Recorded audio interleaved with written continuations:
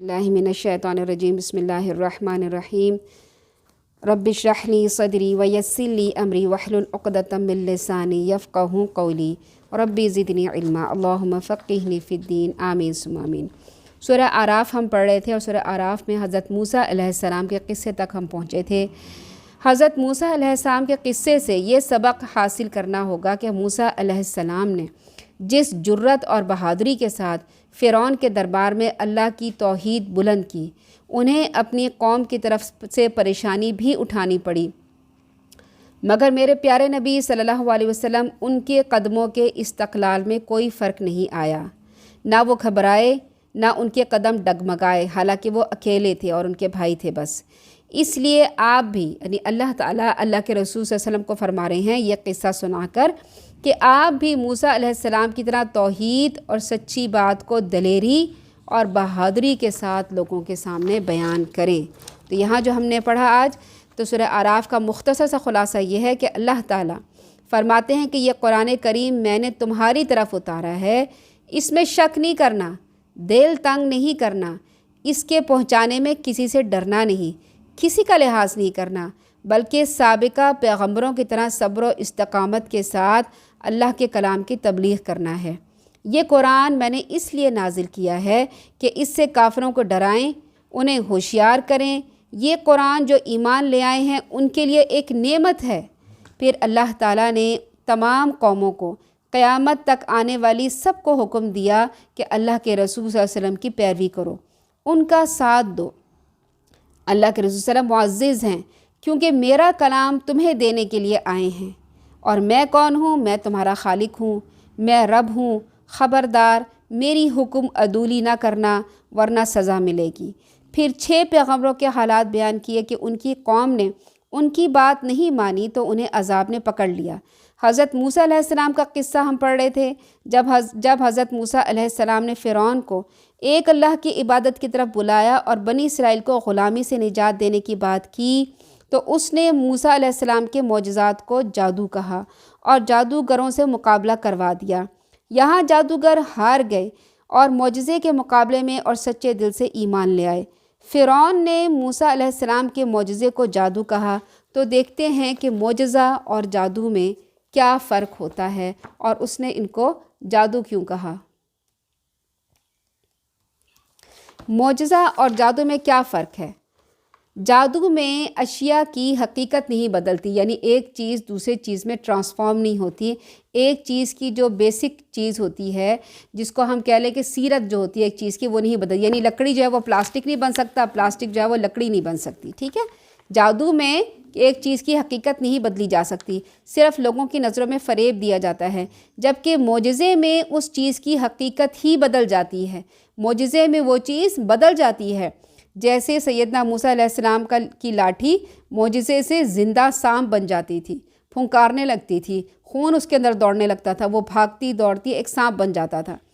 तभी तो वो इन जाली सांपों को निगलने लगता था, जबकि जादूगरों के बनाए हुए सांप एक दूसरे को निगल नहीं सकते थे।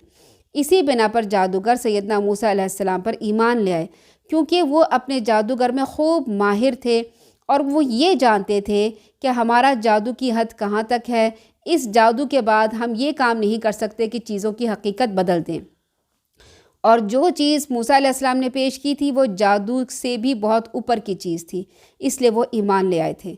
फिर जादू शुदा चीज़ों का हलाक करना मुमकिन है। जैसे सैयदना मूसा अलैहिस्सलाम की लाठी ने अज़दहा बनकर जादूगरों के बनाए हुए सांपों और लाठियों को निगल कर उनका वजूद ही ख़त्म कर दिया। मगर मोजज़े में जो इस तरह से ये मोजज़े में मुमकिन है, मगर जो जादू में ये मुमकिन नहीं है। वो चीज़ या तो साबका अपने असल हालत पे लौट आती है, जैसे मूसा अलैहिस्सलाम का असा फेंकने पर अज़दहा बन जाने पर फिर वापस उसे असा बन जाता था। यानी एक दफ़ा उसे वो लाठी थी, बेजान लाठी थी, उससे वो टेक के चलते थे। जब अल्लाह ताला की हज़रत, जब हम आगे किस्सा सुनेंगे ना, तो अल्लाह ताला फरमाते हैं कि तुम्हारे हाथ में क्या है मूसा? तो मूसा अलैहिस्सलाम फरमाते हैं मेरे हाथ पे लाठी है, मैं इससे पत्ते झाड़ता हूँ अपनी बकरियों को। तो ये क्या था कि वो ये बता रहे थे कि मेरी ये लाठी आम लाठी की तरह है, लेकिन जब अल्लाह ताला ने फरमाया था ज़मीन पर डाल दो तो वो फुंकारता हुआ जीता जागता सांप बन जाती थी। फिर जब उसे पकड़ते थे तो फिर क्या होता था, वो दोबारा लाठी बन जाती थी। ऐसा वो अपने हालत पे वापस लौट आ जाती थी। ऐसा जादू में नहीं होता। اسی طرح سے حضرت صالح علیہ السلام کی اونٹنی وہ بھی معجزے کے طور پہ آئی تھی، اس کی رگ کاٹ دی گئی تھی تو وہ اسی پہاڑی میں واپس چلی گئی تھی جہاں سے نکلی تھی، یعنی پھر زندہ ہو کے واپس چلی گئی تھی۔ رسول اللہ صلی اللہ علیہ وسلم کے زمانے میں چاند پھٹا تھا تو پھر جڑ کر دوبارہ پورا ہو گیا، پھر اسی حالت میں طویل مدت تک برقرار رہا۔ جی پھر جیسے اسی طرح سے جو معجزہ ہوتا ہے نا وہ کافی عرصے تک چلتا بھی ہے، جیسے اللہ کے رسول حضرت موسیٰ علیہ السلام نے لاٹھی ماری تھی تو ایک پتھر پہ تو 12 چشمے پھوٹ پڑے تھے، تو جب تک وہ وہاں رہے تھے ان 12 چشموں سے وہ اپنا پانی حاصل کرتے رہتے تھے۔ پھر اگر کوئی قوم اپنے نبی سے کوئی خاص معجزہ طلب کرتی ہے اور وہی معجزہ اپنے نبی کو دے دیا جاتا ہے، پھر بھی وہ قوم اپنے ضد پہ اڑی رہے تو اس قوم پر عذاب یقینی آ جاتا ہے، پھر اس کے پر عذاب لازمی آتا ہے، جیسے صالح علیہ السلام کی قوم پر آیا جب انہوں نے اونٹنی کو مانگا کہ یہ پہاڑ پھٹے اور ہمیں ایک اونٹنی ملے، اسی طرح سے ہوا، لیکن انہوں نے اللہ تعالیٰ کی نافرمانی کی تو پھر ان کو کیا کیا، ان کو عذاب دے دیا گیا۔ پھر معجزہ جو ہوتا ہے نا براہ راست اللہ تعالیٰ کا فعل ہوتا ہے جو نبی کے ہاتھ سے اللہ تعالیٰ کرتے ہیں، اور یہ کسی طبعی قانون کے تحت نہیں ہوتا، جیسے حضرت ابراہیم علیہ السلام کے لیے آگ جو تھی وہ گلزار کر دی گئی تھی، آگ ٹھنڈی کر دی گئی تھی۔ پھر جو معجزہ ہوتا ہے نا نبی اپنی مرضی سے نہیں کر سکتے کہ میں معجزہ دکھانے لگاؤں، نہیں، اللہ تعالیٰ جب حکم دیتے ہیں تب کرتے ہیں۔ جیسے سمندر کا پھٹنا تھا تو وہ پریشان ہو گئے تھے، پیچھے فرعون کی قوم تھی، سامنے سمندر تھا، حضرت موسیٰ علیہ السلام پریشان ہو گئے تو اللہ تعالیٰ نے وہی کی تھی کہ اپنی لاٹھی مارو، ان کو تو نہیں پتہ تھا کہ میں لاٹھی ماروں گا تو سمندر پھٹ جائے گا، اللہ تعالیٰ نے ان کو وہی کی تھی۔ تو اللہ تعالیٰ کی مرضی سے معجزہ ہوتا ہے۔ پھر جادوگر کی تمام زندگی خوف، دہشت، ایذا رسانی اور بدعملی، یعنی ان کے عمل بہت گندے ہوتے ہیں، گندے عمل سے وابستہ ہوتے ہیں، لہٰذا لوگ اس کے شر سے بچنے کے لیے اس سے خوف کھاتے ہیں، مرعوب ہو جاتے ہیں، جبکہ نبی کی تمام زندگی صداقت، خلوص، مخلوق خدا کی ہمدردی، خیر خواہی، بھلائی، تقوی اور طہارت سے اور پاکیزگی سے عبارت ہوتی ہے۔ نبی کبھی اس معجزے کو پیشہ نہیں بناتا، جبکہ جادوگر جو ہوتے ہیں وہ اپنے معجزہ وہ اپنا جو جادو ہوتا ہے نا وہ پیشہ کرنے کے لیے استعمال کرتے ہیں۔ ٹھیک ہے، اب ہم آگے پڑھتے ہیں آیت نمبر 127 سے۔ وَقَالَ الْمَلَأُ مِن قَوْمِ فِرْعَوْنَ أَتَذَرُ مُوسَىٰ وَقَوْمَهُ لِيُفْسِدُوا فِي الْأَرْضِ وَيَذَرَكَ آلِهَتَكَ، پھر انہوں نے کیا کہا، کیا تو موسیٰ اور اس کی قوم کو یوں ہی چھوڑ دے گا کہ وہ زمین میں فساد مچاتے پھریں، تجھے اور تیرے معبودوں کو چھوڑ دیں۔ وہ کہنے لگا، میں ان کے بیٹوں کو مروا ڈالوں گا اور ان کی عورتوں کو زندہ رہنے دوں گا۔ یعنی جو فرعون کے جو درباری تھے انہوں نے کہا کہ تو موسیٰ علیہ السلام کو اور اس کے بھائی کو ایسے ہی چھوڑ دے گا کہ یہ لوگ فساد مچاتے پھریں۔ تو فرعون کو اب غصہ آیا، اس نے کہا کہ میں ان کی عورتوں اور بیٹوں کو مروا ڈالوں گا اور عورتوں کو زندہ رہنے دوں گا، بیٹوں کو مروا ڈالوں گا، ہمیں ان پر پوری قدرت حاصل ہے۔ موسیٰ علیہ السلام نے اپنی قوم سے کہا، اللہ سے مدد مانگو اور صبر کرو، یہ زمین اللہ کی ہے، وہ اپنے بندوں میں سے جسے چاہے اس کا وارث بنا دے، اور انجام خیر تو پرہیزگاروں کے لیے ہی ہے۔ وہ موسیٰ علیہ السلام سے کہنے لگے، تمہارے آنے سے پہلے بھی ہمیں دکھ دیا جاتا تھا، تمہارے آنے کے بعد بھی ہمیں دکھ دیا جا رہا ہے، یعنی تمہارے آنے کا کیا فائدہ جب پہلے بھی ہمارے بیٹوں کو ذبح کیا جا رہا تھا، اب بھی ہمارے بیٹوں کو ذبح کیا جا رہا ہے۔ تو موسیٰ علیہ السلام نے فرمایا، ان قریب تمہارا پروردگار تمہارے دشمن کو ہلاک کر دے گا، اس سرزمین میں تمہیں خلیفہ بنا دے گا، پھر وہ یہ دیکھے گا کہ تم کیسے عمل کرتے ہو۔ یعنی ابھی تو آزمائش ہے، آزمائش ختم ہو جائے گی جب تمہیں سرزمین میں ٹھکانہ دیا جائے گا، پھر تمہارے عمل کو دیکھا جائے گا۔ پھر ہم نے آل فرعون کو کئی سال تک قحط اور پیداوار کی کمی میں مبتلا رکھا کہ شاید وہ کوئی سبق حاصل کریں۔ پھر جب انہیں کوئی بھلائی پہنچتی تھی تو کہتے تھے ہم اسی کے مستحق تھے، اور جب کوئی تکلیف پہنچتی تھی تو اسے موسیٰ علیہ السلام اور اس کے ساتھیوں کی نحوست بتلاتے تھے، حالانکہ نحوست تو اللہ کے ہاں ان کی اپنی تھی، لیکن ان میں سے اکثر یہ بات سمجھتے ہی نہیں تھے، اور وہ موسیٰ علیہ السلام سے کہتے تھے کہ ہمیں مسحور کرنے کے لیے جو بھی معجزے تم لائے ہو ہم تمہاری بات کو ماننے والے نہیں ہیں، صاف انکار کر دیتے تھے، حالانکہ کتنے بڑے معجزے دکھائے تھے۔ جب معجزے کی بات نہیں مان رہے تھے تو اللہ تعالیٰ نے قحط نازل کر دیا، اللہ تعالیٰ نے ان کے اوپر پے در پہ عذاب نازل کیے۔ ان عذابوں کے بعد جب آتے تھے وہ کہتے تھے، اے موسیٰ نعوذ باللہ یہ تمہاری وجہ سے عذاب آیا۔ جب عذاب بہت زیادہ ہونے لگتا تھا تو پھر کہتے تھے، موسیٰ علیہ السلام کے پاس آتے تھے، کہتے تھے اپنے رب سے کہیں، یہ نہیں کہتے تھے کہ ہمارا رب بھی ہے، کہتے تھے اپنے رب سے کہیں یہ ہمارے اوپر سے عذاب ٹال دیں تو ہم آپ کی بات مان لیں گے۔ پھر حضرت موسیٰ علیہ السلام دعا کرتے تھے کہ اے اللہ یہ عذاب ٹال دے تاکہ وہ بات مان لیں، لیکن وہ پھر جاتے تھے، پھر بات نہیں مانتے تھے، اتنی ڈھیٹ قوم تھے۔ اللہ تعالیٰ فرماتے ہیں آخر ہم نے ان پہ طوفان، ٹڈیاں، جوئیں، مینڈک اور خون کا عذاب ایک ایک کر کے مختلف وقتوں میں نشانی کے طور پر بھیجا، پھر بھی وہ اکڑے ہی رہے۔ یعنی کیا ہوا، اس خشک سالی کے بعد اللہ تعالیٰ نے ان پر زوردار بارش برسائی جو طوفان کی صورت اختیار کر گئی، اس سے ان کی فصلیں پانی میں ڈوب کر تباہ ہو گئی۔ تو سیدنا موسیٰ نے التجا کی کہ اپنے پروردگار سے دعا کرو، اگر بارش تھم گئی، ہماری فصلیں بچ گئی تو ہم آپ پر ایمان لے آئیں گے۔ موسیٰ علیہ السلام نے دعا کی تو بارش رک گئی اور فصلیں بھی بچ گئی، لیکن پھر وہ اپنے وعدے سے مکر گئے۔ تو ان کی سزا کے طور پر اللہ تعالیٰ نے ان کی پکی ہوئی تیار فصلوں میں ٹڈیوں کے دل بھیج دیے۔ جب انہوں نے دیکھا یہ ٹڈیاں تو ان کی ساری فصلوں کو چٹ کر جائیں گی، تو پھر موسیٰ علیہ السلام کی طرف دوڑے، پہلے کی طرح اللہ تعالیٰ سے دعا کی۔ آپ کی دعا سے انہیں عذاب سے نجات بھی مل گئی، انہوں نے غلہ کاٹ کر گھروں میں محفوظ کر لیا، تو پھر اکڑ کے بیٹھ گئے۔ اب اللہ تعالیٰ نے سزا کے طور پر ان کے ذخیرہ کردہ غلے میں سرسری کا عذاب بھیج دیا، یعنی چھوٹی چھوٹی سی جو وہ کیڑے ہوتے تھے جو ان کے گندم کو کھا جاتے تھے۔ یہ ذخیرہ کردہ غلہ پڑے کا پڑا ناکارہ ہو جائے گا، یہ صورتحال دیکھ کر وہ پھر موسیٰ علیہ السلام کی طرف دوڑے اور دعا کی درخواست کی اور ایمان لانے کا پکا وعدہ کیا۔ جب آپ کی دعا سے یہ عذاب دور ہو گیا تو پھر وعدہ توڑ دیا۔ پھر اللہ تعالیٰ نے یہ عذاب نازل کیا کہ مینڈک اس قدر ہو گئے تھے کہ کھانا کھانے بیٹھتے تو ہر طرف سے مینڈک چڑھ آتے، کھانے میں جا پڑتے، سالن میں جا پڑتے، برتن میں جا پڑتے، منہ کھولتے پانی پینے کے لیے منہ میں جا پڑتے۔ پھر کیا ہوتا تو وہ خون کی شکل اختیار کر جاتے، اور جب پانی پینے لگتے تو وہ خون کی شکل اختیار کر جاتا۔ غرض ان کا جینا دوبھر ہو گیا۔ پھر موسیٰ علیہ السلام کے پاس ہے اور وہی التجا کیا، وہی وعدے کیے، آپ نے پھر دعا کی، ان سے یہ عذاب ٹل گیا، مگر پھر وہ اکڑ بیٹھے اور پھر ان سب خبردار کو یہ تنبیہات کو جادو ہی کے کرشمے سمجھتے رہے، یعنی انہوں نے پھر اللہ تعالیٰ سے توبہ سچی نہیں کی اور وہ اپنی ہی اکڑ میں بیٹھے رہے۔ پھر اللہ تعالیٰ فرماتے ہیں موسیٰ علیہ السلام، تو تیرے پروردگار نے، پھر وہ کہنے لگے موسیٰ تیرے پروردگار نے تجھ سے جو بھی وعدہ کیا ہوا ہے وہ ہمارے لیے دعا کر، اگر تو ہم سے اس عذاب کو دور کر دے گا ہم یقیناً تجھ پر ایمان لے آئیں گے اور بنی اسرائیل کو تیرے ساتھ بھیج دیں گے۔ پھر جب ہم نے ان سے وہ عذاب جو ایک خاص قسم کا عذاب تھا مدت تک ہٹا دیتے تو وہ پھر وعدہ توڑ لیتے تھے۔ آخر کار ہم نے ان سے انتقام لے لیا اور انہیں سمندر میں غرق کر دیا، کیونکہ وہ ہماری آیات کو جھٹلاتے تھے اور ان سے لاپرواہی برتتے تھے۔ پھر ہم نے ان کا وارث ان لوگوں کو بنایا جو کمزور سمجھے جاتے تھے، اور اس سرزمین کا بھی وارث بنایا جس کے مشرق اور مغرب میں ہم نے برکت دے رکھی تھی، اور بنی اسرائیل کے حق میں آپ کے پروردگار کا اچھا وعدہ پورا ہو گیا، کیونکہ انہوں نے صبر کر لیا تھا۔ اور فرعون اور اس کی قوم جو کچھ عمارتیں بناتے تھے اور انگور کی بیلوں پر چڑھاتے تھے سب کو ہم نے تباہ کر دیا۔ اور جب ہم نے بنی اسرائیل کو سمندر سے پار اتارا تو وہ ایک ایسی قوم کے پاس ہے جو اپنے بتوں کی عبادت میں لگے ہوئے تھے۔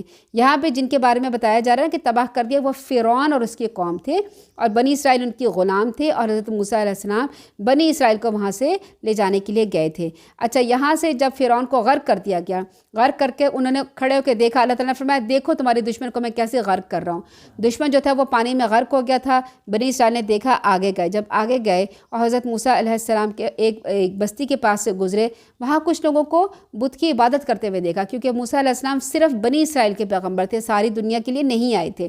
تو جب وہاں پہ ایک قوم بت کی پوجا کر رہی تھی نا، تو انہوں نے کہا موسیٰ ہمیں بھی ایک ایسا معبود بنا دو جیسے ان لوگوں کا معبود ہے، کیونکہ وہ نظر آ رہا تھا نا، نظر آنے والا خدا کو جو ہے وہ زیادہ دل اس میں لگتا ہے کہ نظر آ رہا ہے، ٹھیک ہے ہم اس سے مانگتے ہیں۔ موسیٰ علیہ السلام نے کہا بلا شک تم بڑے جاہل لوگ ہو، یہ لوگ جس بت پرستی میں لگے ہوئے ہیں برباد ہونے والا ہے، جو کچھ یہ کر رہے ہیں سراسر جھوٹ ہے۔ پھر کہا کیا میں اللہ کے علاوہ تمہارے لیے کوئی اور الہ تلاش کروں، حالانکہ اس نے تمہیں تمام اہل عالم پہ فضیلت بخشی ہے، یعنی اس اللہ نے تمہیں بڑا اقتدار دیا ہے اور بڑی فضیلت بخشی ہے کہ تمہارے پاس پیغمبر بھی ہے، تمہارے پاس تورات بھی ہے۔ اور اے بنی اسرائیل وہ وقت یاد کرو جب ہم نے تمہیں فرعون سے نجات دی تھی، وہ تمہارے بیٹوں کو مار ڈالتے تھے، تمہاری عورتوں کو زندہ رہنے دیتے تھے، اس میں تمہارے لیے تمہارے پروردگار کی طرف سے ایک بڑی آزمائش تھی۔ ہم نے موسیٰ علیہ السلام سے 30 راتوں کا وعدہ کیا، پھر اسے مزید 10 راتوں سے پورا کیا، اور تو اس کے پروردگار کی مقررہ مدت 40 راتیں پوری ہو گئی، یعنی 40 راتوں کا انہوں نے روزہ رکھا تھا۔ اور جاتے وقت موسیٰ علیہ السلام نے اپنے بھائی ہارون سے کہا تو میری قوم میں خلیفہ بنو گے اور اصلاح کرتے جانا، یعنی جب اللہ تعالیٰ نے حضرت موسیٰ علیہ السلام کو کوہ طور پہ بلایا تھا 30 راتوں کا یعنی 30 روزوں کا وعدہ کیا تھا، انہوں نے 30 روزے رکھے تھے، پھر 10 اور بڑھا دیے تھے۔ دیکھیے رمضان کے مہینے میں روزہ رکھ کے ہی پیغمبروں کو جو آسمانی صحیفے اور اپنے جو الہامی کتابیں اترتی تھیں نا، یہ روزے کی حالت میں اترتی تھیں۔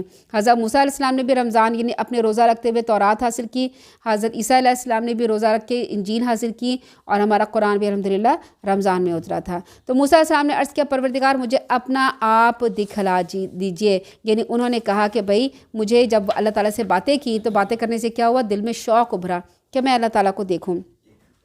سیدنا موسیٰ علیہ السلام کا مطالبہ دیدار اور آپ کا بے ہوش ہو کے گر جانا، 40 دن کی اس عبادت اور ریاضت کے بعد اللہ تعالیٰ نے موسیٰ علیہ السلام کو کسی مخصوص اور ممتاز رنگ میں شرف کلام بخشا، یعنی کسی خاص انداز میں اللہ تعالیٰ نے موسیٰ علیہ السلام سے بات چیت کی۔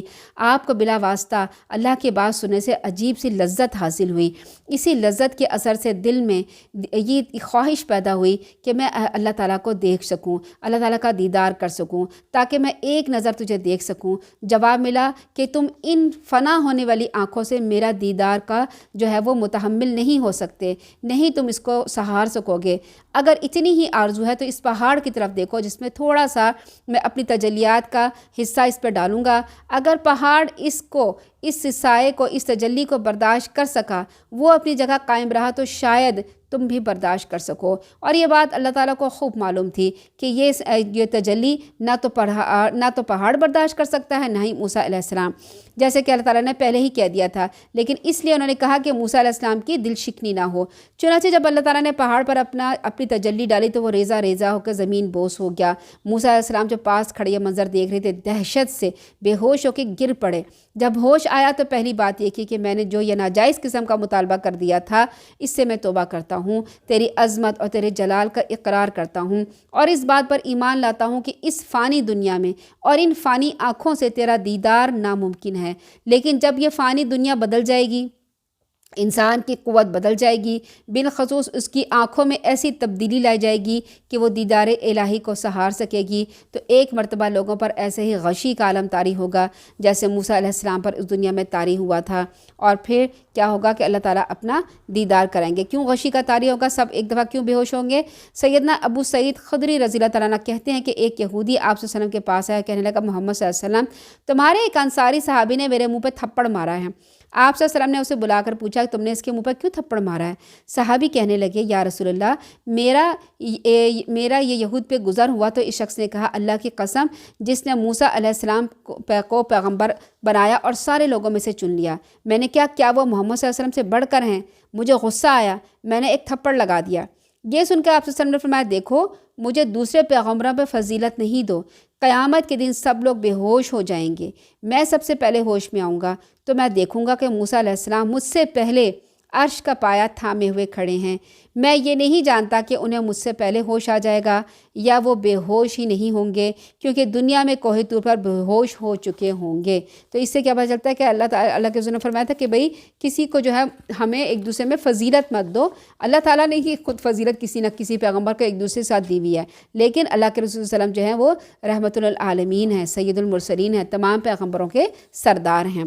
پھر اللہ تعالیٰ نے فرمایا، پھر انہوں نے کہا کہ میں اللہ تعالیٰ سے توبہ کرتا ہوں اور میں ایمان لے آتا ہوں اور میں دوبارہ دیدار کا مطالبہ نہیں کرتا۔ پھر اللہ تعالیٰ نے فرمایا آیت نمبر 144 میں کہ موسیٰ علیہ السلام میں نے تجھے اپنی رسالت اور اپنی ہم کلامی کے لیے، یعنی تجھ سے بات کرنے کے لیے تمام لوگوں پہ تمہیں ترجیح دیتے ہوئے تمہیں منتخب کر لیا ہے، اور جو کچھ میں تمہیں دوں گا اس پر عمل پیرا ہونا اور پھر میرے شکر کرتے رہنا۔ اس کے لیے ہم نے تختیوں میں ہر طرح کی نصیحت، ہر ایک کی بات کی تفصیل لکھ دی تھی اور حکم دیا اس پر مضبوطی سے عمل کرو، اور اپنی قوم کو بھی حکم دو وہ ان پر اچھی طرح عمل کریں گے۔ ان قریب میں تمہیں فاسقوں کا گھر دکھلاؤں گا، وہ اپنی آیتوں سے ان لوگوں کی نگاہیں پھیر دوں گا جو بلا وجہ زمین میں اکڑتے ہیں، جو تکبر کرتے ہیں نا، انہیں یہ آیتیں اللہ تعالیٰ کی نظر ہی نہیں آئیں گی۔ وہ خواہ کوئی نشانی دیکھ لیں، کوئی معجزہ دیکھ لیں، اس پر ایمان نہیں لائیں گے، اور وہ راہ ہدایت دیکھ لیں تو اسے اختیار نہیں کرتے، اور اگر گمراہی کی راہ دیکھ لیں تو اسے فوراً اختیار کر لیتے ہیں۔ ان کی یہ حالت اس لیے ہے کہ انہوں نے ہماری آیات کو جھٹلا دیا، ان سے بے پرواہی کرتے رہے، اور جن لوگوں نے ہماری آیات کو اور آخرت کی ملاقات کو جھوٹ کہا کہ پیغمبر نعوذ باللہ جھوٹ کہتے ہیں، ان کے اعمال ضائع کر دیے گئے، انہیں وہی کچھ دیا جائے گا جو کام وہ دنیا میں کرتے رہے۔ موسیٰ علیہ السلام کے طور جانے کے بعد اس کی قوم نے اپنے زیوروں سے ایک بچڑے کا جسم بنایا جس میں سے بیل کی آواز نکلتی تھی۔ ان لوگوں نے یہ نہیں دیکھا کہ وہ نہ تو ان سے کوئی بات کرتا ہے نہ ہی ان کو کوئی راستہ دکھاتا ہے، پھر بھی انہوں نے اسے معبود بنا لیا، اور وہ بڑے بے انصاف لوگ تھے۔ جب وہ شرمسار ہوئے اور دیکھا کہ وہ گمراہ ہو گئے ہیں تو کہنے لگے اگر ہمارے پروردگار نے ہم پر رحم نہیں کیا، ہمیں معاف نہیں کیا تو ہم برباد ہو جائیں گے۔ حضرت موسیٰ علیہ السلام غصے اور رنج سے بھرے ہوئے اپنی قوم میں واپس آئے، کیونکہ جب وہ کوہ طور پہ تھے تو اللہ تعالیٰ نے ان کو وحی کر کے بتا دیا تھا کہ پیچھے تمہاری قوم نے ایک تماشا کیا ہے کہ ایک بچھڑے کو معبود بنا کے ہاتھ جوڑ کے کھڑے ہو گئے۔ تو وہ اب غصے میں بھرے ہوئے واپس آئے، انہوں نے کہا تم لوگوں نے میرے بعد بہت بری جانشینی کی، تمہیں کیا جلدی پڑی تھی کہ اپنے پروردگار کے حکم کا انتظار نہیں کیا، یعنی تورات کے آنے کا انتظار نہیں کیا۔ میں تو تمہارے لیے تورات لینے گیا تھا، پھر تختیاں پھینک دی، غصے میں تھے نا، تختیاں پھینک دی، اپنے بھائی کو سر سے پکڑ کر اپنی طرف کھینچنے لگے، کیونکہ اپنے بھائی کو خلیفہ بنا کے گئے تھے کہ میری قوم کا خیال رکھنا۔ ہارون علیہ السلام نے کہا، میری ماں کے بیٹے، ان لوگوں نے مجھے کمزور سمجھا اور قریب تھا کہ مجھے مار ہی ڈالتے، پیغمبر تھے اور پیغمبر کے بھائی تھے، لیکن قوم اتنی زیادہ سرکش ہو چکی تھی، دل میں گائے کی محبت اتنی رچی بسی تھی، اس کے آگے کسی کی بات نہیں سننا چاہتے تھے۔ ہارون علیہ السلام کہتے تھے کہ قریب تھا یہ مجھے قتل کر ڈالتے، لہٰذا دشمنوں کو مجھ پر ہنسنے کا موقع نہ دو۔ تو مجھے مار رہے ہو نا، میری داڑھی گھسیٹ رہے ہو، میرے بال نوچ رہے ہو، دشمن مجھ پہ ہنسے گا، مجھے ان ظالم لوگوں کے ساتھ شامل نہیں کرو۔ یعنی حضرت موسیٰ علیہ السلام کو پتہ چل گیا میرے بھائی نے پوری کوشش کی، لیکن یہ قوم ہی ایسی بگڑی ہوئی تھی۔ موسیٰ علیہ السلام نے تب دعا کی، پروردگار مجھے اور میرے بھائی کو بخش دے اور ہمیں اپنی رحمت میں داخل فرما، تو ہی سب سے زیادہ رحم کرنے والا ہے۔ اللہ تعالیٰ نے جواب دیا، جن لوگوں نے بچھڑے کو الہ بنایا ان پر ضرور ان کے پروردگار کا غضب نازل ہوگا، وہ اس دنیا کی زندگی میں رسوا ہوں گے، اور اللہ پر جھوٹ باندھنے والوں کو ہم ایسے ہی سزا دیا کرتے ہیں۔ یعنی پھر انہوں نے توبہ کی، لیکن توبہ کے نتیجے میں کیا تھا، جنہوں نے بچھڑے کی پوجا کی تھی ان کو قتل کر دیا گیا تھا۔ اور کس طرح سے قتل کیا تھا کہ ایک اگر فیملی میں کسی باپ نے کی تھی تو بیٹے نے اپنے باپ کو قتل کیا، اگر بیٹے نے کیا تھا تو باپ نے اپنے بیٹے کو قتل کیا، یعنی ایک فیملی میں جس نے بچھڑے کی پوجا کی تھی اس فیملی کے ہی فرد نے، رات ہوئی اور سب نے ایک دوسرے کو قتل کرنا شروع کیا۔ کہتے ہیں کہ ہزاروں لوگوں کو قتل کیا گیا، خون بہہ نکلا، ندی کی طرح بہنے لگا، ایک چیخ و پکار مچ گئی۔ حضرت پھر موسیٰ علیہ السلام نے اللہ تعالیٰ سے توبہ کی، اللہ تعالیٰ نے ان کو پھر معاف کر دیا۔ تو جن لوگوں نے برے عمل کیے اس کے بعد توبہ کر لی، ایمان لیا، تو اس کے بعد تیرا پروردگار یقیناً بخشنے والا، رحم کرنے والا ہے۔ اللہ تعالیٰ کا کتنا شکر ہے اور کتنا کرم ہے کہ ہم امت محمدیہ میں پیدا ہوئے، اور یہاں پہ شرک کرنے کا جرم یہ نہیں ہے کہ اس کو قتل کر دیا جائے، اگر ہوتا تو سوچیں کیا ہوتا۔ اللہ تعالیٰ نے ہمارے پر کتنا رحم کیا ہے کہ تم جو بھی گناہ کر لو، 100 قتل کر لو، کہیں کتنے ہی تم بتوں کے آگے ہاتھ جوڑ کے کھڑے ہوئے، کسی بزرگ یا پیر کے آگے کھڑے ہوئے ہو، یا کوئی تم سے گناہ کا کام ہو گیا، تم ایک دفعہ توبہ کرو، میں تمہارے سارے گناہ معاف کر دوں گا۔ اللہ تعالیٰ اتنے رحمان و رحیم ہیں۔ پھر اللہ تعالیٰ نے فرمایا، پھر حضرت موسیٰ علیہ السلام کا غصہ جب دور ہوا، انہوں نے تختیاں اٹھا لی جس پہ تورات کی احکامات لکھے ہوئے تھے، اور ان کی تحریر کے مطابق یہ ان لوگوں کے لیے ہدایت اور رحمت تھی جو اپنے پروردگار سے ڈرتے تھے۔ اور ہماری طے شدہ میعاد کے لیے موسیٰ علیہ السلام نے اپنے قوم سے 70 آدمی چن لیے۔ کیوں چن لیے؟ جب انہیں زلزلے نے آ لیا تو موسیٰ علیہ السلام نے عرض کیا، پروردگار اگر تو چاہتا تو اس سے پہلے بھی انہیں اور مجھے ہلاک کر سکتا تھا، کیا تو ہم سب کو اس جرم میں ہلاک کرتا ہے جو ہم میں سے کچھ نادانوں نے کیا؟ یہ تو تیری ایک آزمائش ہے، جسے تو چاہے گمراہ کرے، جسے تو چاہے سیدھی راہ دکھا دے، تو ہی ہمارا سرپرست ہے، لہٰذا ہمیں معاف فرما اور ہم پر رحم فرما، تو ہی سب سے بڑا معاف کرنے والا ہے۔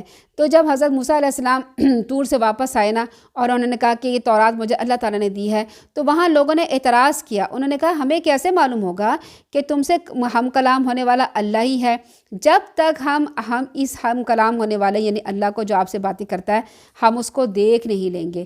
انہوں نے پھر دیدار کی خواہش ظاہر کی کہ ہم تیرے رب کو دیکھنا چاہتے ہیں، اور پھر حضرت موسیٰ علیہ السلام نے ان میں سے 70 لوگوں کو لیا، 70 لوگوں کو لے کے پہاڑ پر آئے۔ جب پہاڑ پر آئے نا تو وہاں پہ انہوں نے دیدار کا مطالبہ کر دیا، پھر اللہ تعالیٰ نے ایک کڑک بھیجی، یہ سب کے سب مر گئے۔ تو پھر حضرت موسیٰ علیہ السلام نے کیا کیا، اللہ تعالیٰ سے دعا کی، اور دعا کرنے کے بعد یہ دوبارہ زندہ ہوئے اور یہ پھر واپس آئے۔ تو پھر اللہ تعالیٰ پھر فرماتے ہیں ہمارے لیے اس دنیا میں بھی نیکی لکھ دے اور آخرت میں بھی نیکی لکھ دے، ہم نے تیری طرف ہی رجوع کر لیا ہے۔ اللہ تعالیٰ نے جواب میں فرمایا، سزا تو میں اسے ہی دیتا ہوں جسے چاہوں گا، مگر میری رحمت ہر چیز کو گھیرے ہوئے ہے، لہٰذا جو لوگ پرہیزگاری کرتے ہیں یعنی اللہ تعالیٰ سے ڈرتے ہیں، اللہ تعالیٰ فرماتے ہیں مجھ سے ڈرتے ہیں، میری راہ میں زکوٰۃ دیتے ہیں، میری آیت پہ ایمان لاتے ہیں، ان کے لیے میں رحمت ہی لکھوں گا۔ جو لوگ اس رسول کی پیروی کرتے ہیں جو نبی ہیں، امی ہیں، جن کا ذکر وہ اپنے تورات اور انجیل میں پاتے ہیں، اور وہ رسول انہیں نیکی کا حکم دیتا ہے، برائی سے روکتا ہے، ان کے لیے پاکیزہ چیزوں کو حلال کرتا ہے، گندی چیزوں کو حرام کرتا ہے، ان کے بوجھ ان پہ سے اتارتا ہے اور وہ بندشیں کھولتا ہے جس میں وہ جکڑے ہوئے ہوتے ہیں۔ یعنی انہوں نے اپنے اوپر جو جو پابندیاں لگائی تھیں جان بوجھ کر یہودیوں نے، ان پابندیوں کو اسلام نے آ کر، محمد صلی اللہ علیہ وسلم نے آ کے، قرآن نے آ کر وہ پابندیوں کو ختم کر دیا۔ جیسے جان بوجھ کے انہوں نے کچھ جانور اپنے پر حرام کر رکھے تھے، بہت سی چیزیں اپنے پر حرام کر رکھی تھی، اللہ نے حرام نہیں کی تھی، تو پھر کیا ہوا، قرآن نے آ کے ان کو حلال کر دیا۔ تو وہ اس بوجھ میں، اس گندگی میں پڑے ہوئے تھے اور اس بوجھ سے ان کو چھٹکارا دیا۔ پھر اللہ تعالیٰ فرماتے ہیں لہٰذا جو لوگ اس پر ایمان لائیں گے، اس کی حمایت اور مدد کریں گے اور اس روشنی کی پیروی کریں گے جو اس کے ساتھ نازل کی گئی، تو یہی لوگ کامیاب ہیں۔ آگے اللہ تعالیٰ فرماتے ہیں آیت نمبر 158 میں، آپ کہہ دیجئے لوگوں میں تم سب کی طرف اس اللہ کا رسول ہوں جو آسمان اور زمین کی سلطنت کا مالک ہے، اس کے سوا کوئی معبود نہیں، وہی زندہ کرتا ہے اور مارتا ہے، لہٰذا اللہ اور اس کے رسول نبی امی پر ایمان لے آؤ۔ جو اللہ اور اس کے ارشادات پر ایمان لاتا ہے اسی کی پیروی کرو، امید ہے کہ تم راہ راست پا جاؤ گے۔ پھر یہاں پر بنی اسرائیل کی نافرمانیوں کا ذکر ہے 159 سے 177 تک۔ اللہ تعالیٰ فرماتے ہیں موسیٰ کی قوم میں ایک گروہ ایسا بھی ہے جو حق کے مطابق ہدایت کرتے ہیں، اسی کے مطابق انصاف کرتے ہیں۔ ہم نے بنی اسرائیل کے 12 قبیلوں کو 12 جماعتیں بنا دیا۔ 12 قبیلے کیوں؟ کہ بنی اسرائیل کون تھے؟ حضرت یعقوب علیہ السلام کی اولاد تھے۔ حضرت یعقوب علیہ السلام کے 12 بیٹے تھے، جس میں سے ایک بیٹے حضرت یوسف علیہ السلام تھے، تو وہ 12 بیٹوں کے 12 قبیلے بنے۔ تو بنی اسرائیل، اللہ تعالیٰ فرماتے ہیں کہ ہم نے بنی اسرائیل کے 12 قبیلوں کو 12 جماعتیں بنا دیا۔ جب موسیٰ علیہ السلام سے اس کی قوم نے پانی مانگا، وادی طے میں آ گئے تھے نا، وہاں پہ صحرائے سینا میں تھے، تو انہوں نے وہاں پہ صحرا میں تو آپ کو پتہ ہے کوئی پانی نہیں ہوتا، انہوں نے پانی مانگا، تو ہم نے اس سے اسے وحی کی حضرت موسیٰ علیہ السلام کو کہ اس چٹان پہ اپنا عصا مارو۔ اگر تو حضرت موسیٰ علیہ السلام اپنی مرضی سے معجزہ دکھاتے تو کہتے لو ابھی میں تمہیں معجزہ دکھاتا ہوں، اور لاٹھی مارتے اور پانی نکلتا، لیکن جب انہوں نے پانی مانگا تو انہوں نے اللہ تعالیٰ سے دعا کی، تو اللہ تعالیٰ نے حضرت موسیٰ علیہ السلام کو کہا تو تمہارے ہاتھ میں جو لاٹھی ہے نا، اس چٹان پہ مارو، جب مارو گے تو پھر کیا ہوگا، 12 چشمے پھوٹ پڑیں گے۔ اور ایسے ہی ہوا، ہر قبیلے نے اپنا اپنا گھاٹ جان لیا، کچھ قبیلے بڑے تھے، کچھ قبیلے چھوٹے تھے، اس کے حساب سے پانی نکل رہا تھا، تو ہر قبیلے نے پہچانا کہ یہ پانی ہمارا ہے، یہ پانی ہمارا، تاکہ لڑائی نہ ہو۔ آپ کو پتہ ہے پانی کے اوپر کتنی لڑائیاں ہوتی ہیں، اور ان پر من اور سلوہ نازل کیا۔ اللہ تعالیٰ نے اس آیت میں بنی اسرائیل پر 3 احسانات کا ذکر کیا ہے۔ یہ اس دور کے واقعات ہیں جب بنی اسرائیل کو 40 سال کے طویل عرصے کے لیے صحرائے سینا میں روک دیا گیا تھا، کیونکہ ان لوگوں نے جہاد سے انکار کر کے انتہائی بزدلی کا مظاہرہ کیا تھا۔ اس میدان میں دور دور تک کہیں پانی کا نام و نشان نہیں تھا، نہ کوئی کھانے پینے کی چیز ملتی تھی، نہ کہیں کوئی سایہ مکان نظر آتا تھا جہاں جا کر وہ دھوپ سے پناہ لے سکیں۔ گویا ان تینوں چیزوں سے ہر چیز انسان کی بنیادی ضروریات سے متعلق تھی، اگر ان میں سے کوئی ایک چیز بھی نہیں وہاں عطا ہوتی تو سب کے سب وہیں ہلاک ہو جاتے۔ اللہ تعالیٰ نے ان کی ان ضروریات کا یوں اہتمام فرمایا کہ پورے 40 سال کا عرصہ جب دھوپ تیز ہونے لگتی تو آسمان پہ بادل چھا جاتے اور انہیں دھوپ سے بچاتے، پھر وہ برستے بھی نہیں تھے کہ بارش کی وجہ سے انہیں کہیں پناہ لینی پڑے گی۔ اس طرح اس لاکھوں کی تعداد میں موجود انسانوں کے مکانات کا مسئلہ حل ہوا۔ پینے کو پانی نہیں مل رہا تھا، اللہ تعالیٰ نے سیدنا موسیٰ کو حکم دیا وہ اس چٹان پر اپنا لاٹھی مارے، اس سے 12 الگ الگ چشمے پھوٹ پڑے۔ یہ چشمے طویل مدت میں بہتے رہے، ہر قبیلے کو اپنا اپنا چشمہ مل گیا تاکہ اس میں پانی کی تقسیم پر جھگڑا پیدا نہ ہو۔ اسی طرح ان کے پانی کی ضروریات کا مسئلہ حل ہوا۔ پھر کھانے کو من اور سلوہ اتارا۔ غور فرمایا اس لاکھوں کی تعداد میں لشکر کے لیے کس قدر روزانہ انہیں من اور سلوہ کی ضرورت ہوتی ہوگی، من اور ٹنوں چاہیے ہوتا ہوگا، پھر وہ اسی مقدار میں نازل بھی ہوتا رہا۔ اس طرح ان کی خوراک کا مسئلہ حل ہوا۔ تو پھر آپ یہ سوچیں ذرا کہ اگر لاکھوں کی تعداد کے لشکر کے لیے اگر اپنی ضرورت کا کسی بادشاہ یا کسی حکومت کو انتظام کرنا پڑتا تو اس کے کتنا خرچہ پڑ جاتا۔ اب آپ سوچیں کہ ہم رمضان ہے، رمضان میں اگر ہم کسی کی افطاری کرتے ہیں تو کیا کچھ خرچہ ہمیں کرنا پڑتا ہے، جب ہم جا کے اگر کسی کی اور کی نہ افطاری کریں، اپنی ہی افطاری کرتے ہیں تو کتنا روز کا روز نارمل سے ہم لوگ زیادہ خرچہ کر لیتے ہیں۔ تو یہ سوچیں کہ وہ لشکر تھا، 6 لاکھ کا لشکر تھا، صبح دوپہر شام اسے کھانا چاہیے تھا۔ اگر کوئی گورنمنٹ اپنے ذمہ لیتی کہ ہم اس کو کرنا ہے تو اس کا تو دیوالیہ نکل جاتا کہ 6 لاکھ مہاجروں کو وہ کہاں پہ بساتے، کیسے کھانا پینا دیتے۔ تو اللہ تعالیٰ نے یہ ساری مشکلات ان کی حل کی تھیں۔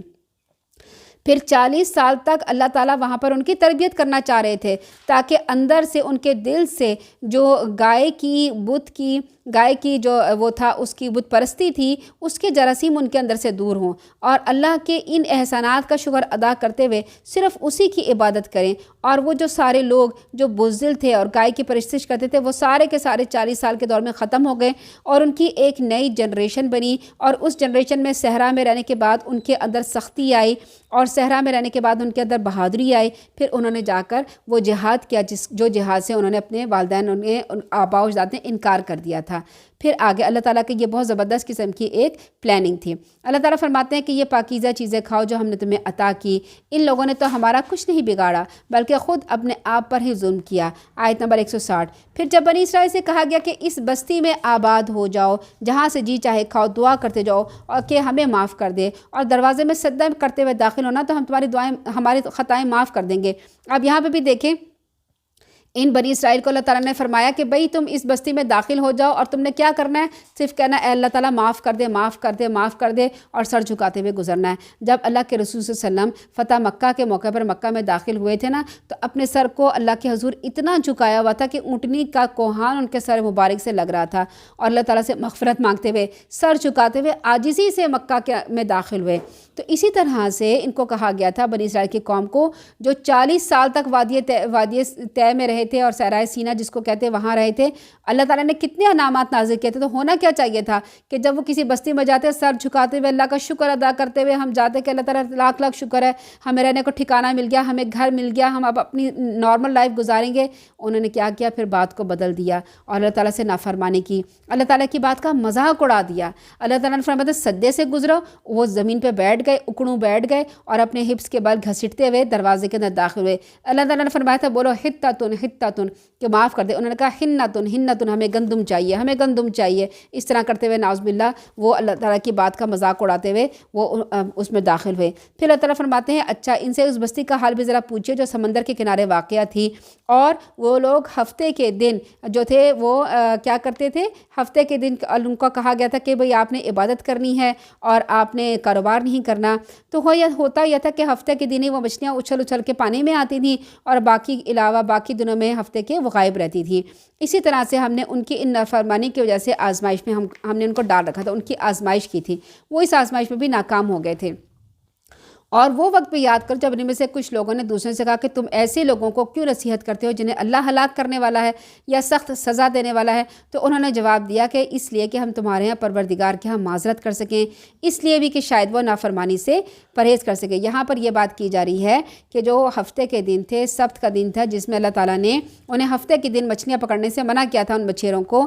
تو کچھ لوگ جو تھے مچھلیاں پکڑتے تھے، کچھ لوگ مچھلیاں نہیں پکڑتے تھے، اور کچھ لوگ جو تھے نا، ایک تیسرا گروہ تھا، وہ مچھلیاں پکڑنے والوں کو روکتے تھے، منع کرتے تھے کہ نہ کرو۔ ایک تو منع کرتے تھے اور دوسرے جو تھے ایک نہیں منع کرتے تھے، وہ بالکل خاموش رہتے تھے۔ تو جو خاموش رہتے تھے نا، وہ کہتے تھے تم ان کو کیوں منع کرتے ہو، ان کو کیوں کہتے ہو کہ مچھلیاں نہ پکڑو، اللہ تعالیٰ نے عذاب دینا ہوگا تو دے گا۔ تو انہوں نے کہا ہم اس لیے کرتے ہیں تاکہ اللہ تعالیٰ ہم سے یہ نہ پوچھے تم نے ان کو منع کیوں نہیں کیا تھا۔ تو ہوا یہ کہ جب عذاب آیا ان کو بندر بنا دیا، تو جنہوں نے جو پکڑتے تھے مچھلیاں ان کو بھی، اور جو ان کو منع نہیں کرتے تھے ان کو بھی بندر بنا دیا۔ اور جو انہیں منع کرتے تھے ان کو، کیونکہ انہوں نے تبلیغ کا کام کیا تھا، انہوں نے اللہ تعالیٰ کا پیغام بار بار پہنچا رہے تھے، تو اس سے کیا پتہ چلا ہمیں تبلیغ کا کام لازمی کرنا چاہیے، جو بھی بات ہمیں معلوم ہے ہمیں آگے پہنچانا چاہیے، کیونکہ اللہ کے وسلم کیا روایت ہے، انہوں نے فرمایا تھا کہ ایک بات بھی تم سیکھتے ہو نا، اس کو آگے پہنچا دو، اس کو آگے فوراً کرو۔ پھر جب انہوں نے اس نصیحت کو بالکل فراموش کر دیا جو انہیں کی جا رہی تھی، تو ہم نے ان لوگوں کو تو بچا لیا جو برائی سے روکتے تھے، اور ان لوگوں کو جو ظالم تھے ان کی نافرمانی کی وجہ سے ان کو عذاب دے دیا۔ اور جب وہ سرکشی کرتے ہوئے وہی کام کرتے رہے جس سے انہیں منع کیا گیا تھا، تو ہم نے انہیں حکم دیا ضریر اور خوار بندر ہو جاؤ۔ اور یاد کرو جب تمہارے پروردگار نے یہ اعلان کیا کہ وہ قیامت کے دن تک بنی اسرائیل پر ایسے لوگ مسلط کرتا رہے گا جو انہیں بدترین عذاب دے گا، یعنی قیامت تک کے لیے بنی اسرائیل یعنی یہودیوں پر ایک ایسا عذاب آتا رہے گا جو انہیں سخت ترین عذاب دے گا۔ آخری عذاب جو تھا وہ ہٹلر نے دیا تھا، اور ہٹلر نے ان کی جو بنی اسرائیل تھے نا یہودی، ان کو ہولوکاسٹ کہتے ہیں، اور ان کو تہہ تیغ کر دیا تھا اور ان کو مار دیا تھا۔ یہ آخری عذاب ابھی تک جو آیا، پھر اللہ تعالیٰ فرمایا قیامت تک میں تمہیں عذاب دوں گا، یعنی اللہ تعالیٰ نے ان کو پھٹکار دیا ان کی نافرمانی کی وجہ سے۔ بلا شبہ آپ کا پروردگار عذاب دینے میں تاخیر نہیں کرتا، بلا شبہ بخشنے والا اور مہربان بھی ہے۔ اور ہم نے انہیں ٹکڑے ٹکڑے کر کے زمین میں کئی گروہوں میں تقسیم کر دیا، ان میں سے کچھ تو نیک لوگ ہیں، دوسرے ان سے مختلف ہیں۔ ہم انہیں اچھے اور برے حالات سے آزماتے رہتے ہیں، شاید کہ وہ اللہ تعالیٰ کی طرف پلٹ آئیں۔ پھر ان کے بعد ناخلف لوگ یعنی بد کردار قسم کے لوگ ان کے جانشین ہوئے، جو کتاب کے وارث بن کر اسی دنیا کی زندگی میں مال سمیٹنے لگے اور کہتے یہ تھے کہ ہمیں معاف کر دیا جائے گا، یعنی ہمیں تو معافی مل جائے گی، اس لیے ہم یہ کام جو مرضی کر لیں، اور اگر ویسا ہی دنیا کا مال پھر ان کے سامنے آئے اسے بھی لے لیتے ہیں۔ کیا ان سے کتاب میں یہ وعدہ نہیں کیا گیا تھا کہ وہ حق بات کے سوا اللہ تعالیٰ سے کوئی بات منسوب نہیں کریں گے، یعنی اللہ تعالیٰ کے حق میں کوئی جھوٹ نہیں بولیں گے، اللہ تعالیٰ کی طرف سے جھوٹ بنا کے لوگوں کو بھی نہیں بتائیں گے؟ یہ اللہ تعالیٰ نے فرمایا کیا تو میں نے تم سے یہ وعدہ نہیں لیا تھا کہ میرے متعلق تم جھوٹ نہ بولنا؟ یہ بات وہ پڑھتے بھی رہتے تھے اور ان کی کتاب میں لکھی تھی، لیکن آخرت کا گھر تو اللہ سے ڈرنے والوں کے لیے ہی بہتر ہے، یعنی پھر بھی وہ نہیں ڈرتے تھے۔ کیا تمہیں اتنی بھی بات سمجھ میں نہیں آتی کہ جو لوگ اللہ کی کتاب کو مضبوطی سے پکڑتے ہیں، نماز قائم کرتے ہیں، تو یقیناً ہم ایسے نیک کردار لوگوں کا اجر ضائع نہیں کرتے۔ اور وہ وقت بھی یاد کرو جب ہم نے ان پر پہاڑ کو اس طرح لا کے کھڑا کر دیا گویا وہ سائبان تھا۔ یہاں اللہ تعالیٰ بار بار ان کی نافرمانیاں بتانے کے اور یہ بتانے کہ انہوں نے کس کس بات میں نافرمانی کی تھی، اور انہیں یقین ہو چلا تھا کہ وہ ان پر گرنے والا ہے، یعنی اللہ تعالیٰ نے پہاڑ کو زمین سے نکالا، اکھیڑا اور ان کو سر پہ لا کے مسلط کیا اور کہا کہ تم مانتے ہو تورات کو یا نہیں مانتے؟ انہوں نے اپنے سر پہ پہاڑ دیکھے نا، کہا ہاں مانتے ہیں مانتے ہیں، اور جب پہاڑ واپس آئے پھر نافرمانی کرنے گئے۔ جیسے کوئی بچہ ہوتا ہے نا بہت زیادہ جیسے باقی بچے ہوتے ہیں تو کوئی نہ کوئی بچہ کوئی فرمانبردار ہوتا ہے اور کوئی ایسا ڈھیٹ ہوتا ہے جو مان کے نہیں دیتا، یا بچے فرمانبردار تو ہوتے ہیں لیکن کسی بات میں ڈھیٹ پنا کر دیتے ہیں، ہم نے پڑھنا نہیں ہے، ہم نے لکھنا نہیں ہے، ہم نے یہ نہیں کرنا، ہم نے باہر جا کے لازمی، ماں کتنا سمجھائے بات مان کے پھر تنگ کرتا ہے، پھر تنگ کرتا ہے، روز تنگ کرتا ہے، آخر کار ماں جوتی اٹھاتی کہتی ہے میں تو جب بھی بتاتی ہوں کہ تو مجھے اتنا تنگ کرتا ہے تو پھر کیا ہوتا ہے، پھر وہ بچہ کہتا ہے نہیں نہیں ٹھیک ہے میں مان۔ اسی طرح سے بنی اسرائیل کی بات تھی، اللہ تعالیٰ ان کو بار بار نعمتیں دیتے تھے، بار بار سمجھاتے تھے، وہ پھر نافرمانی کرتے تھے، اللہ تعالیٰ فرمایا تم مانتے ہو یا نہیں مانتے؟ پہاڑ ان کے اوپر کھڑا کر دیا، کہتے ہیں مانتے ہیں، لیکن ایسے ظالم لوگ تھے نا، جب پہاڑ نیچے رکھا وہ پھر ویسے ہی ہو گئے۔ پھر اللہ تعالیٰ فرماتے ہیں وہ وقت یاد کرو جب آپ کے پروردگار نے بنی آدم کی پشتوں سے ان کی اولاد کو نکالا اور انہیں خود اپنے اوپر گواہ بنا کے پوچھا کیا میں تمہارا رب نہیں ہوں؟ وہ روحیں کہنے لگی کیوں نہیں، ہم یہ گواہی دیتے ہیں، اور یہ اس لیے کہ قیامت کے دن بھی تم یہ نہ کہنے لگو کہ ہم تو اس بات سے بے خبر تھے۔ یہاں پہ عہد الست کے بارے میں کہا جا رہا ہے کہ حضرت آدم علیہ السلام کو اللہ تعالیٰ نے جب پیدا کیا تو پھر ان کی پشت پر ہاتھ پھیرا، جب پشت پر ہاتھ پھیرا تو اس میں سے تمام انسان جو تھے ان کی روحیں چونٹیوں کی شکل میں وہ پھر وہاں پر پیدا ہو گئیں۔ کچھ چونٹیوں کی شکلیں جو چونٹیوں کی شکل میں جو روحیں تھیں کچھ سفید رنگ کی تھیں کچھ کالی، سفید رنگ کے جو تھی وہ جنتی لوگ تھے اور کالے جو تھے وہ جہنم کے لوگ تھے۔ حضرت آدم علیہ السلام دائیں طرف دیکھ کے تو خوش ہوتے تھے اپنے جنتی لوگوں کو اولاد کو دیکھ کے، بائیں طرف دیکھتے تھے تو پھر وہ آہیں بھرتے تھے۔ پھر اللہ تعالیٰ نے یہ ساری اولاد جو قیامت تک آنی تھی سب کو پیدا کی، سب کو پیدا کرنے کے بعد اللہ تعالیٰ نے ہم سب کو اپنے دیدار کرایا۔ ہمارے دلوں میں جو اللہ تعالیٰ کی محبت ہے نا وہ اس لیے ہے کہ اللہ تعالیٰ نے ہمیں اپنا دیدار کرایا تھا، ہماری روحوں کو دیدار کرانے کے بعد ہم سے وعدہ لیا میں تمہارا رب نہیں، ہم نے کہا ہاں یا رب العالمین تو ہی ہمارا رب ہے۔ تو اللہ تعالیٰ نے پھر ہم سے یہ وعدہ لے کے ہمیں دنیا میں بھیجا۔ اسی وعدے کی وجہ سے ایک انسان، اب ہم کہیں گے ہمیں وہ وعدہ تو یاد ہی نہیں ہے، ہمیں وہ وعدہ یاد ہی، اگر وہ وعدہ یاد آ جائے تو پھر وہ ہماری آزمائش ہی ختم ہو جائے گی نا۔ تو اللہ تعالیٰ نے کیا کیا ہے کہ جب ایک انسان اگر کہیں اکیلا آپ اس کو چھوڑے نا، اور کوئی دنیا میں کوئی یہود و نصارہ کوئی قوم کوئی مسلمان اس کے پاس نہ آئے تو وہ کیا کرے گا، وہ فطرت پہ رہے گا، وہ ایک اللہ کی عبادت کرے گا۔ وہ جب بڑا ہوگا نا وہاں پہ پرورش پائے گا، وہ صرف ایک اللہ کی عبادت کرتا ہوگا۔ کیوں کہ اس کی فطرت میں ہے کہ اللہ تعالیٰ نے سب کو اپنا دیدار کرایا تھا، اپنی محبت ڈالی تھی تو سب ایک اللہ سے محبت کرتے ہیں۔ تو پھر وہاں پر ہم سے یہ وعدہ لیا گیا، تو پھر فرماتے ہیں یا یہ کہہ دو کہ شرک تو ہم سے پہلے آباء و اجداد نے کیا تھا، ہم تو ان کی بات کے اولاد تھے، تو کیا ہمیں تو ان قصور میں ہلاک کرتا ہے جو غلط کاروں نے کیے؟ یعنی وہ پھر یہ کہتے تھے پھر اللہ تعالیٰ فرماتے تھے کہ تم شرک کیوں کرتے ہو؟ جب تم نے مجھ سے وعدہ کیا ہے، عہد الست میں نے تم سے وعدہ کیا، وہ کہتے تھے ہم تھوڑی شرک کرتے تھے، ہمارے آباء و اجداد شرک کرتے تھے، اب وہ شرک کرتے تھے، انہوں نے ہمیں سکھایا تو اس کی وجہ سے ہمیں ہلاک کرے گا۔ اللہ تعالیٰ فرماتے ہیں نہیں، میں نے تم سب سے وعدہ لے رکھا تھا، تم سب کے دل میں اپنی محبت ڈال لی تھی، اگر تم غور کرتے، تم سوچتے، کائنات میں غور کرتے، اپنے جسم پہ غور کرتے تو تم مجھے پا لیتے۔ اے نبی صلی اللہ علیہ وسلم، آپ انہیں اس شخص کا حال سنائیے جسے ہم نے اپنی نشانیاں دیں لیکن وہ ان کی پابندی سے نکل بھاگا، پھر شیطان اس کے پیچھے پڑ گیا، چنانچہ وہ گمراہ ہو گیا۔ یہاں پر ایک شخص کے بارے میں بات کی جا رہی ہے کہ وہ کیسے گمراہ ہو گیا، اور اس کی مثال دی جا رہی ہے کہ وہ کیسے لالچی ہو گیا۔ اگر ہم چاہتے تو ان نشانیوں میں سے اس کے درجات بلند کر دیتے، مگر وہ تو پستی کی طرف جھک گیا اور اپنی خواہش کے پیچھے لگ گیا۔ اس شخص کی مثال کتے کی سی ہے، اگر تو اس پر حملہ کرے تو بھی ہانپتا ہے، اور اگر نہ بھی کرے تو بھی ہانپتا ہے۔ یہ ان لوگوں کی مثال ہے جنہوں نے ہماری آیات کو جھٹلا دیا۔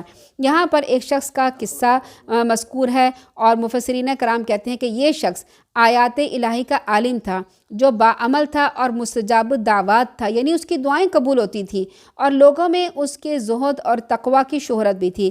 چند لوگوں نے اس کے پاس آ کر ایک ایسی دعا کی، درخواست کی جو شرعاً ناجائز تھی۔ پہلے تو اس نے ایسی ناجائز دعا کرنے سے انکار کر دیا، لیکن جب ان لوگوں نے اسے بہت سا مال و دولت کا لالچ دیا تو تھوڑی سی پس و پیش کے بعد وہ اس ناجائز کام پر آمادہ ہو گیا۔ اس طرح اسے دنیا کا فائدہ تو حاصل ہو گیا، لیکن جس مقام بلند پہ وہ جا رہا تھا، آگے جانے کا ارادہ رکھتا تھا، اس سے وہ گر گیا۔ ایک دفعہ جب شیطان کا داؤ چل جاتا ہے نا، تو آگے شیطان کا کام نسبتاً آسان ہو جاتا ہے۔ یعنی جب ہم دین کی طرف آتے ہیں، دین کا کام کرنے لگتے ہیں، جتنا پڑھتے ہیں تو یاد رکھیے اس سے پیچھے نہ جائیے۔ جتنا آپ قرآن پڑھ رہے ہیں، جتنا آپ سمجھ رہے ہیں، جتنا دین کا کام کر رہے ہیں، اس کو چھوڑنا نہیں ہے۔ چھوڑا آپ نے، اپنی زندگی سے نکالا، ہم بعد میں کر لیں گے، شیطان پیچھے لگ جائے گا، شیطان پھر آپ کو بہت آسانی کے ساتھ قابو میں کر سکے گا۔ تو اس آدمی نے بھی یہی کیا، دنیا کے پیچھے لگ گیا تو شیطان کو کام آسان ہو گیا، اس نے قابو میں کر لیا۔ تھوڑے ہی دنوں کے بعد صرف دنیا کی مفادات کی خاطر اللہ کا وہ پورا نافرمان بن گیا، اور نافرمانی کرتے کرتے کرتے کرتے زمین کی انتہائی پستیوں میں گر گیا، اخلاقی کردار کی پستیوں میں گر گیا۔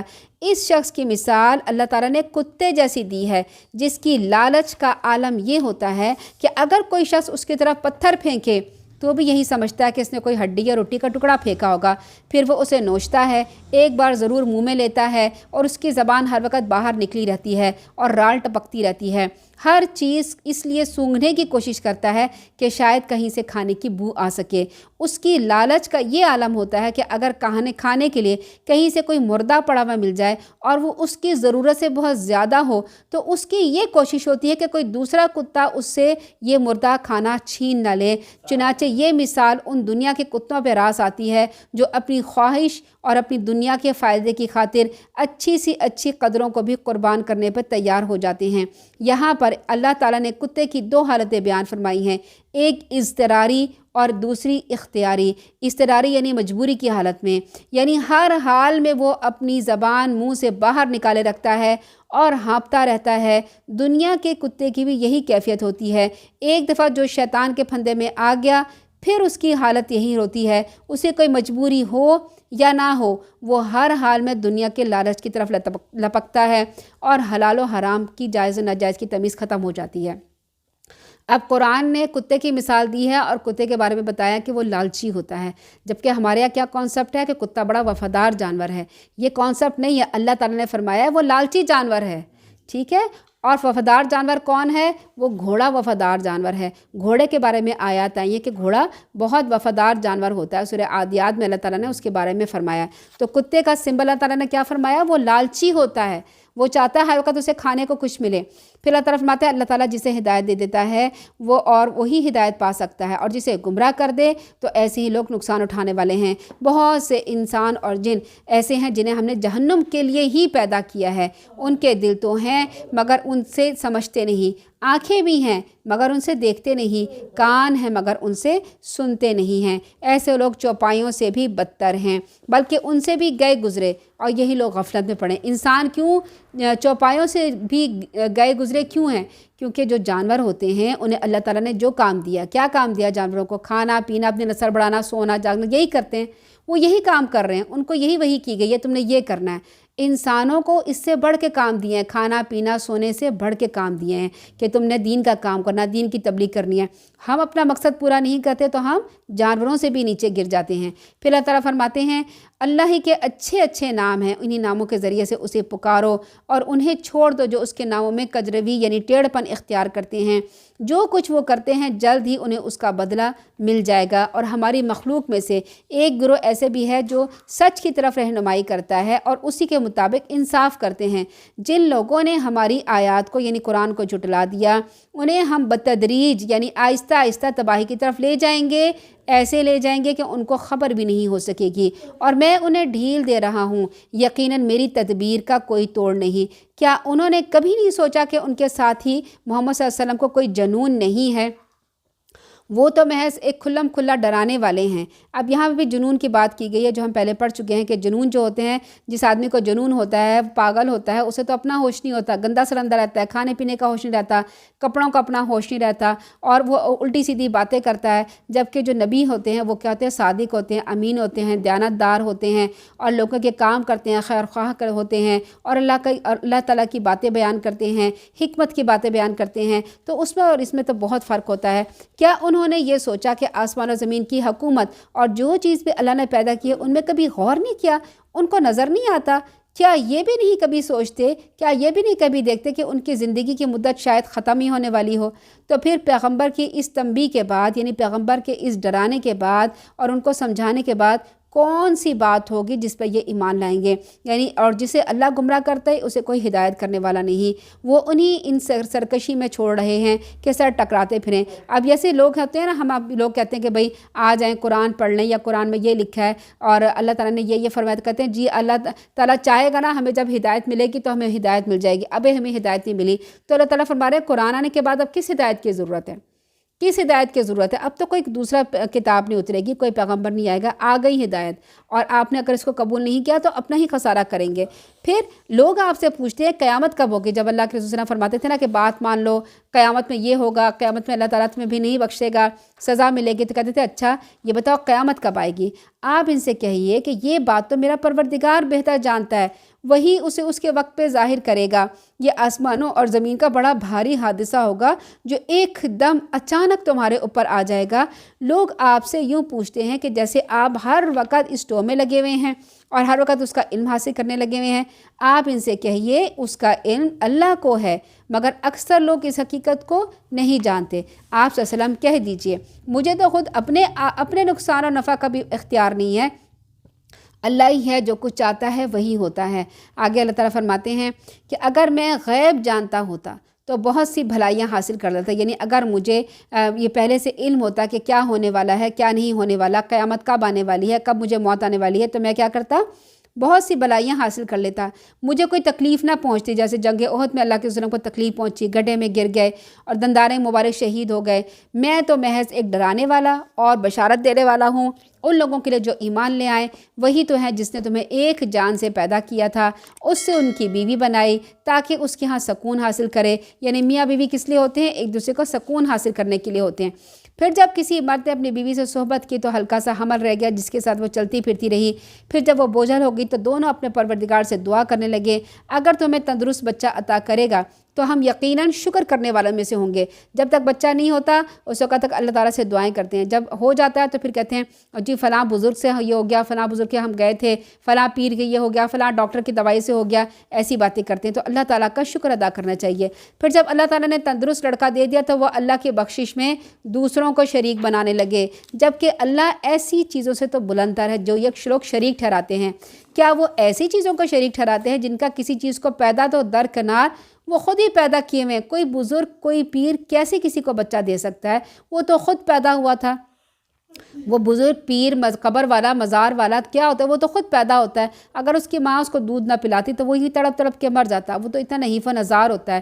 تو پھر کیا اللہ تعالیٰ فرماتے ہیں کہ تم ایسی چیزوں کا شریک ٹھہراتے ہو جن کو کسی چیز کا پیدا کرنا تو دور کی بات ہے، وہ تو خود پیدا کیے ہوئے ہیں، نہ تو وہ ان کی مدد کر سکتے ہیں نہ وہ اپنی مدد کر سکتے ہیں۔ اگر تم انہیں سیدھے راہ کی طرف بلاؤ، یعنی ایسے لوگوں کو جو شرک کرتے ہیں، تو تمہاری پیروی نہیں کریں گے۔ تم انہیں بلاؤ یا خاموش رہو، تمہارے لیے ایک ہی بات ہے۔ جن لوگوں کو تم اللہ کے سوا پکارتے ہو وہ تو تمہاری طرح کے بندے ہیں۔ اگر تم اپنے وعدے میں سچے ہو تو ضروری ہے کہ جب تم انہیں پکارو تو وہ تمہاری پکار کا جواب دیں۔ کیا ان کے پاؤں ہیں جن سے وہ چلتے ہیں، یا ان کے ہاتھ ہیں جن سے پکڑتے ہیں، یا ان کی آنکھیں ہیں جن سے دیکھتے ہوں، یا ان کے کان ہیں جن سے سنتے ہیں؟ آپ ان سے کہیے اپنے سارے شریکوں کو بلاؤ، میرا جو کچھ بگاڑ سکتے ہو بگاڑ لو اور مجھے مہلت نہ دو، میرا تو سرپرست اللہ ہے۔ یعنی یہاں پر جو ہے شرک کی صورتیں بتائی گئی ہیں کہ جیسے بت ہوتا ہے، بت کے ہاتھ ہوتے ہیں، پاؤں ہوتے ہیں، آنکھیں ہوتی ہیں، تو اللہ تعالیٰ فرماتا ہے یہ ہاتھ تو تم نے اپنے ہاتھوں سے بنائے ہیں نا، ان کے یہ بتاؤ ان ہاتھوں سے کچھ پکڑ سکتے ہیں؟ یہ آنکھیں جو تم نظر آ رہی ہے کہ یہ تمہیں دیکھ رہے ہیں، یہ تو تم نے اپنے ہاتھوں سے بنائی ہیں، کیا یہ دیکھ رہے ہیں؟ یہ پاؤں جو تم نے اپنے ہاتھوں سے اپنے معبود کی طرح سوچیں، کتنا جاہل اور کتنی بیوقوفی کی بات ہے کہ اپنے ہاتھوں سے ایک بت بناتے ہیں، پھر کہتے ہیں کہ یہ اس کے پاؤں سے یہ چل پھر، اور پھر اس کے آگے ہاتھ جوڑ کے کھڑے ہو جاتے ہیں۔ جب کورونا آیا تھا تو پھر کیا ہوا تھا کہ یہ جو بت بنتے تھے نا، یہ چائنا میں کی فیکٹری سے بن کر آتے تھے۔ جب کورونا آیا تو فیکٹری بند ہو گئی، اب ان کے جو معبود بننا ختم ہو گئے، تو وہ کس کی عبادت کریں؟ اب اتنی تو مجبور ہے اور اتنے تو بے بس ہیں یہ لوگ، اور اس بات کو سمجھتے نہیں کہ اگر ذرا سی عقل والے ہوتے تو سمجھ جاتے کہ یہ تو ہم کس کی عبادت کر رہے ہیں جو فیکٹری میں خود بن کے آ رہا ہے۔ تو پھر کہتے ہیں اللہ تعالیٰ فرماتا ہے یہ تو اپنی مدد بھی نہیں کر سکتے، اگر تم انہیں ہدایت کی طرف بلاؤ گے تو وہ تمہاری بات سن بھی نہیں سکتے۔ تمہیں ایسا نظر آتا ہے کہ وہ تمہاری طرف دیکھ رہے ہیں، حالانکہ وہ تمہاری طرف دیکھتے نہیں۔ جیسے بچوں کے کھلونے بھی ہوتے ہیں نا، آنکھیں بنی ہوتی ہیں تو آپ ان کو اپنے سامنے رکھے لگتا ہے جیسے وہ ہمیں دیکھ رہے ہیں۔ اللہ تعالیٰ فرماتے ہیں وہ تو نہیں دیکھتے، وہ تو آنکھیں تم نے خود بنائی ہیں۔ تو پھر اے نبی صلی اللہ علیہ وسلم انہیں درگزر کرنے کا رویہ اختیار کریں، انہیں معاف کر دیجئے اور انہیں اچھے کاموں کا حکم دیجئے اور جاہلوں سے ذرا دور ہو جائیے۔ اگر کبھی شیطان آپ کو اکسائے تو اللہ سے پناہ مانگیے، وہ سب کچھ سننے والا اور جاننے والا ہے۔ بلا شبہ جو لوگ اللہ سے ڈرتے ہیں، جب انہیں کوئی شیطانی وسوسہ چھو جاتا ہے تو وہ چونک پڑتے ہیں، فوراً صحیح صورتحال دیکھنے لگتے ہیں۔ ان شیطان کے بھائی انہیں گمراہی میں کھینچے چلے جاتے ہیں، اس میں کوئی کسر اٹھا نہیں رکھتے۔ جب بھی دیکھیں آپ کوئی قرآن پڑھنے لگتے ہیں، کوئی اچھا کام کرنے لگتے ہیں، نیکی کا صدقہ، خیرات، زکوٰۃ، کوئی نیکی کا کام کرنے لگیں گے نا، دل میں خیال اٹھے گا کہ یہ نہیں کرو، فلاں کو نہ دو، چھوڑو وہ تو بہت امیر ہے، اسے دینے کی کیا ضرورت ہے، اور یہ ابھی چھوڑ دو، ابھی فرض نہ پڑھو، ابھی بعد میں پڑھ لینا، زیادہ ٹھہر دو، ٹی وی میں ڈرامہ دیکھ لو اس کے بعد پڑھ لینا، یہ کھانا پکا لیتے نا اس کے بعد کر لینا۔ جب کوئی نیکی کا کام آتا ہے شیطان وسوسہ ڈالتا ہے اور پھنکارنے مان لیتا ہے کہ کسی طریقے سے یہ نیکی کا کام رک جائے۔ تو اللہ تعالیٰ فرماتے ہیں جب شیطانی وسوسہ آئے فوراً چونک جاؤ، فوراً دیکھو کہ یہ کہاں سے وسوسہ آیا ہے اور اس کو جھٹک دو۔ اللہ تعالیٰ فرماتے ہیں جب آپ کے پاس کوئی معجزہ نہ لائیں تو کہتے ہیں تم نے تو خود ہی کوئی معجزہ کیوں نہیں انتخاب کر لیا؟ آپ صلی اللہ علیہ وسلم ان سے کہیے میں تو صرف اس چیز کی پیروی کرتا ہوں جو میرے پروردگار نے مجھ پر وحی کی۔ یعنی کہتے تھے کہ ہمارے پر آپ معجزہ کیوں نہیں لاتے؟ کیونکہ پیغمبروں کے ساتھ معجزات ہوتے تھے نا، حضرت موسیٰ علیہ السلام کے ساتھ معجزہ، حضرت عیسیٰ علیہ السلام کے معجزہ، وہ کہتے تھے اچھا آپ پیغمبر ہیں تو آپ کے آگے کیوں نہیں معجزہ آتا ہے؟ آپ ہمارے معجزہ دکھائیں، جیسے حضرت موسیٰ علیہ السلام کے بعد معجزہ تھا۔ تو انہوں نے کہا کہ آپ ان کی اس میں چھوڑ دیں اور دل ہی دل میں اللہ تعالیٰ کو یاد کریں اور خوف کے ساتھ، عاجزی کے ساتھ، زبان سے بھی ہلکی آواز کے ساتھ یاد کریں۔ ان لوگوں سے نہ ہو جائیے جو غفلت میں پڑے ہوئے ہیں۔ جو لوگ فرشتے آپ کے ہاں پروردگار کے ہاں موجود ہیں وہ کبھی اس کی بندگی سے اکڑتے نہیں ہیں، وہ اس کی تسبیح کرتے ہیں اور اس کے آگے سجدہ کرتے ہیں۔ یہ سجدے کی آیت ہے جو سب سے پہلی آیت ہے، ہمیں یہاں سجدہ کر لینا چاہیے، بیٹھے بیٹھے سجدہ کر لیجیے خانہ کعبہ کی طرف منہ کر کے۔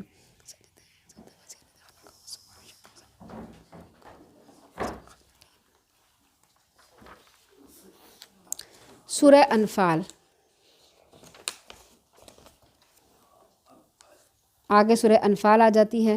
مرکزی مضمون سورہ انفال کا ہے فلسفہ جہاد، جہاد کے آداب بتائے جا رہے ہیں، ترغیب جہاد دی جا رہی ہے، احکام دیے جا رہے ہیں صلح کے اور جنگ کے، فضائل جہاد بتائے جائیں گے۔ اس میں جنگ بدر کے احکامات ہیں، جنگ بدر کے بارے میں حالات بیان کیے جا رہے ہیں۔ جنگ بدر رمضان 2 ہجری میں ہوئی تھی۔ سورہ اعراف میں قوموں کی ہلاکت کا تذکرہ کیا ہے کہ رسول کو نہیں مانے اور قرآن کو نہیں مانے تو ہلاک ہو جائیں گے۔ تو اب یہاں پہ اللہ تعالیٰ یہاں پہ یہ ربط بتایا جا رہا ہے کہ سورہ انفال کا سورہ اعراف کے ساتھ ربط کیا ہے کہ اے میرے پیارے پیغمبر، جب آپ توحید کو بیان کریں گے، ایک اللہ کی عبادت کرنے کے لیے کہیں گے تو ان کے عقائد پر چوٹ پڑے گی، تو وہ تم سے جنگ کریں گے۔ تو جنگ میں جو مال غنیمت ہاتھ لگے گا اسے اللہ اور اس کے رسول کے مطابق تقسیم کرنا ہے۔ ٹھیک ہے، سورہ انفال یہاں پہ ہے۔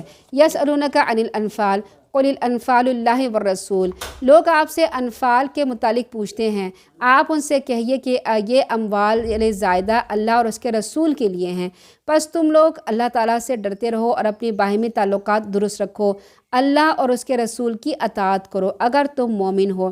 سچے مومن تو وہ ہیں جب ان کے سامنے اللہ کا ذکر کیا جاتا ہے تو ان کے دل کانپ اٹھتے ہیں، جب اللہ کی آیات انہیں سنائی جاتی ہیں تو ان کا ایمان بڑھ جاتا ہے، وہ اپنے پروردگار پر بھروسہ کرتے ہیں، جو نماز قائم رکھتے ہیں اور جو کچھ مال ہم نے دیا ہے وہ ہم نے دے رکھا ہے اس میں سے خرچ کرتے ہیں، یہی سچے مومن ہیں، ان کے لیے ان کے پروردگار کے ہاں درجات ہیں، بخشش ہے اور عزت کی روزی ہے۔ سچے مومن کی علامات یہاں بیان کی جا رہی ہیں۔ کیا کیا علامات ہیں؟ جب ان کے ہاں جھگڑے ہوتے ہیں تو پھر اور اس میں اللہ کا ذکر یا حکم آ جائے تو ان کے دل دہل جاتے ہیں، وہ اس کی نافرمانی سے کانپ اٹھتے ہیں۔ دوسری علامت یہ ہے کہ جب ان پر اللہ تعالیٰ کے احکام بیان کیے جاتے ہیں تو وہ فوراً اس کی اطاعت کرتے ہیں۔ تیسری علامت یہ ہے جس کام کا انہیں حکم دیا جاتا ہے وہ اس کے اسباب تو اختیار کرتے ہیں مگر بھروسہ ان اسباب پر نہیں ہوتا بلکہ اللہ تعالیٰ پر ہوتا ہے، اپنی پوری کوشش کے بعد وہ اس کے انجام اور نتیجے کو اللہ کے سپرد کر دیتے ہیں۔ چوتھی علامت یہ ہے کہ وہ نماز کو اس کے پورے آداب اور حقوق کے ساتھ ادا کرتے ہیں۔ پانچویں علامت یہ ہے کہ وہ اپنے مالوں میں سے اللہ اور بندوں کا حق ادا کرتے ہیں، مثلا حج اور عمرہ اللہ کا لوگوں پہ حق ہے، زکوٰۃ میں اللہ اور بندوں کا دونوں کا حق ہے، نفلی صدقات اور فقراء اور مساکین کے لیے ہیں۔ پھر جن ایمانداروں میں یہ 5 صفات پائی جاتی ہیں انہیں اللہ تعالیٰ نے پکے اور سچے مومن قرار دیا ہے۔ ایسے ہی مومنوں کے لیے اللہ کے ہاں درجات ہوں گے، بخشش بھی ہوگی اور عزت کی روزی ہوگی۔ اللہم جعلنا منہم، اللہ تعالیٰ ہمیں ان لوگوں میں سے بنائے، آمین ثم آمین۔ پھر اللہ تعالیٰ فرمائے جیسے آپ کا پروردگار آپ کو آپ کے گھر سے جنگ بدر کے موقع پر سچ کام کے لیے، حق کام کے لیے نکال لایا تھا، مسلمانوں کے بھی ایسے ہی نکلنا چاہیے۔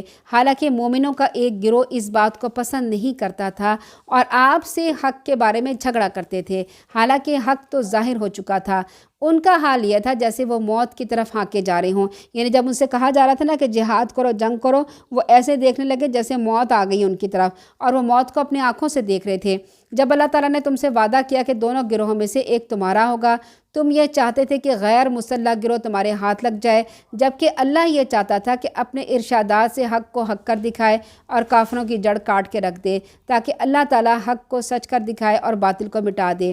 یہ بات مجرموں کو ناگوار ہو جب تم اپنے پروردگار سے فریاد کر رہے تھے تو اللہ تعالیٰ نے تمہیں جواب میں فرمایا کہ میں پیر در پہ 1000 فرشتے تمہاری مدد کے لیے بھیج رہا ہوں۔ یہ بات اللہ تعالیٰ نے تمہارے لیے صرف اس لیے بتا دی کہ تم خوش ہو جاؤ اور تمہارے دل مطمئن ہو جائیں، ورنہ مدد تو جب بھی ہو اللہ ہی کی طرف سے ہوتی ہے، یقیناً اللہ بڑا زبردست اور حکمت والا ہے۔ یہاں جنگ بدر کے بارے میں بتایا جاتا ہے۔ جنگ بدر کیوں ہوئی تھی؟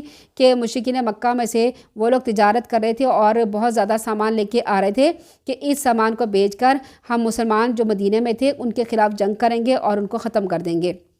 اللہ کے رسول صلی اللہ علیہ وسلم کو یہ بات پہنچ گئی تو کچھ صحابہ جو تھے وہ اس قافلے کو جس میں سے تجارتی سامان آ رہا تھا مکہ کے لیے، اس کو روکنے کے لیے گئے۔ تو جب ابو سفیان کو پتہ چلا کہ یہ ہمارے تجارتی قافلے کو روک لیں گے تو وہ 1000 کا لشکر لے کے نکلا لڑنے کے لیے، وہ جنگ کرنے کے لیے نکلا تھا، وہ آ کے جنگ کرنے کے لیے نکل رہا تھا۔ تو پھر کیا ہوا، اللہ کے رسول کو بھی خبر ہو گئی کہ وہ جنگ کرنے کے لیے نکل رہے ہیں، تو اللہ کے رسول اپنے ساتھیوں کے ساتھ، کوئی ہتھیار نہیں تھے، کوئی تیاری نہیں تھی، صرف 313 لوگوں کے ساتھ انہوں نے پھر کیا کیا، ابو سفیان کے ساتھ اور جو لوگ آئے ہوئے تھے ان کے ساتھ جنگ کی۔ اور لوگ یہ چاہ رہے تھے کہ ہم قافلے کو روک لیں اور قافلے میں جو سامان ہے وہ لوٹ لیں، جس کی وجہ سے جو ہے یہ جنگ کرنے جا رہے ہیں، لیکن اللہ تعالیٰ چاہ رہے تھے کہ نہیں، ابو سفیان جو لشکر لے کے آ رہا ہے نا، اس سے تم لوگ لڑائی کرو، کیونکہ مسلمانوں کا مقصد جو ہوتا ہے نا لڑائی کرنے کا، جنگ کرنے کا، وہ جہاد ہوتا ہے، اللہ تعالیٰ کا کلمہ بلند کرنا ہوتا ہے، مال کے لیے نہیں لڑے جاتے، اس لیے جنگ بدر ہوئی تھی۔ وہ وقت یاد کرو جب اللہ تعالیٰ نے اپنی طرف سے تمہارا خوف دور کرنے کے لیے تم پر غنودگی طاری کر دی تھی، آسمان سے تم پر بارش برسا دی تھی، اور تمہیں کیا، تاکہ تمہیں پاک کر دے اور شیطان کی ڈالے ہوئی نجاست تم سے دور کر دے، تمہارے دلوں کو مضبوط کر دیا اور تمہارے قدم جما دیے، جب آپ کا پروردگار فرشتوں کو حکم دے رہا تھا کہ میں تمہارے ساتھ ہوں، لہٰذا مسلمانوں کے قدم جمائے رکھو، میں ابھی کافروں کے دل میں رعب ڈال دوں گا، پس تم ان کی گردنوں اور ہر جوڑ پہ ضربے لگاؤ۔ یہ اس لیے تھا کہ اللہ اور اس کے رسول کی مخالفت کی، اور جو اللہ اور اس کے رسول کی مخالفت کرے گا اللہ تعالیٰ ایسے لوگوں کو سخت سزا دینے والا ہے۔ اس میں فرشتوں کا نزول ہوا تھا، اللہ تعالیٰ نے مدد کی تھی۔ سیدنا ابن عباس کہتے ہیں کہ ایک مسلمان ایک کافر کے پیچھے دوڑ رہا تھا کہ اسے اوپر سے ایک کوڑے کی آواز آئی اور سوار کی بھی آواز آئی۔ سوار کہہ رہا تھا ہی زوم، یعنی سوار غالباً اپنے گھوڑے کا نام لے رہا تھا کہ آگے بڑھ۔ اتنے میں اس مسلمان نے دیکھا کہ وہ کافر اس کے سامنے چت پڑا ہوا ہے، اس کی ناک پر نشان تھا اور اس کا سر پھٹ گیا تھا، گویا کسی نے اسے کوڑا مارا ہے۔ پھر اس کا سارا جسم سبز رنگ کا ہو گیا۔ وہ انصاری رسول اللہ کے پاس آیا اور سارا ماجرا بیان کیا۔ آپ صلی اللہ علیہ وسلم نے فرمایا تم سچ کہتے ہو، یہ فرشتے تیسرے آسمان سے مدد کے لیے آئے تھے۔ سیدنا ابن عباس کہتے ہیں کہ آپ صلی اللہ علیہ وسلم نے فرمایا یہ جبریل امین ہیں، اپنے گھوڑے کا سر تھامے ہوئے، اور ان پر لڑائی کے ہتھیار ہیں۔ انہی سے روایت ہے کہ مسلمانوں میں 70 کافروں کو قتل کیا اور 70 کو قید کیا۔ اگر اللہ تعالیٰ چاہتا تو فرشتوں کے بغیر بھی تمہاری مدد کر سکتا تھا، تمہیں کامیابی سے ہمکنار کر سکتا تھا، اور اگر فرشتے بھیج کر مدد کی تو بھی اس لیے مدد کی تاکہ تمہیں، اور بتانے کا مقصد یہ تھا کہ تم کہیں اپنے سے 3 گنا کافروں کا لشکر دیکھ کر حوصلہ نہ چھوڑ بیٹھو، اور یہ اطلاع کہ تمہارے ساتھ فرشتے آ رہے ہیں صرف تمہارا حوصلہ بڑھانے کے لیے تھی۔ اور کافروں سے یہ عذاب تو اب چکھو، اور کہا کہ یہ عذاب اب چکھو، اس کے علاوہ کافروں کو دوزخ کا عذاب ہوگا۔ آیت نمبر 16 میں اللہ تعالیٰ فرماتے ہیں اے ایمان والو، جب میدان جنگ میں تمہاری کافروں سے مٹھ بھیڑ ہو جائے تو کبھی پیٹ نہ پھیرنا۔ جو شخص اس دن پیٹ پھیرے گا، اللہ یہ کہ وہ کوئی جنگی چال کے لیے پیٹ پھیر رہا ہو یا مڑ کر اپنے فوجی دستے کو ملنا چاہتا ہو، تو ایسا آدمی اللہ کے غضب میں آ گیا، اس کا ٹھکانہ دوزخ ہوگا، وہ جائے بہت بری جگہ۔ یعنی ایک انسان جب جنگ لڑ رہا ہے تو اسے چاہیے کہ وہ بہادری سے لڑے، اور جب وہ دیکھے کہ اس کے اوپر حملہ آنے والا ہے اور وہ شکست کھانے لگیں تو بھی پیٹ نہ پھیرے اور بے جگری سے لڑتا ہے وہ شہید ہو جائے۔ لیکن اگر وہ اس لیے پیٹ پھیرنا چاہتا ہے کہ میں جنگی چال، میں ان کو دھوکہ دوں اور میں پیٹ پھیر کے یہ سمجھوں کہ میں ان کو یہ دھوکہ دے رہا ہوں کہ میں جا رہا ہوں اور پھر پلٹ کے حملہ کروں گا، تو ٹھیک ہے۔ لیکن اس کے علاوہ ڈر کے بھاگنا، اگر کوئی ڈر کے بھاگ جائے گا جنگ میں تو کیا ہوگا؟ وہ سیدھا دوزخ میں جائے گا۔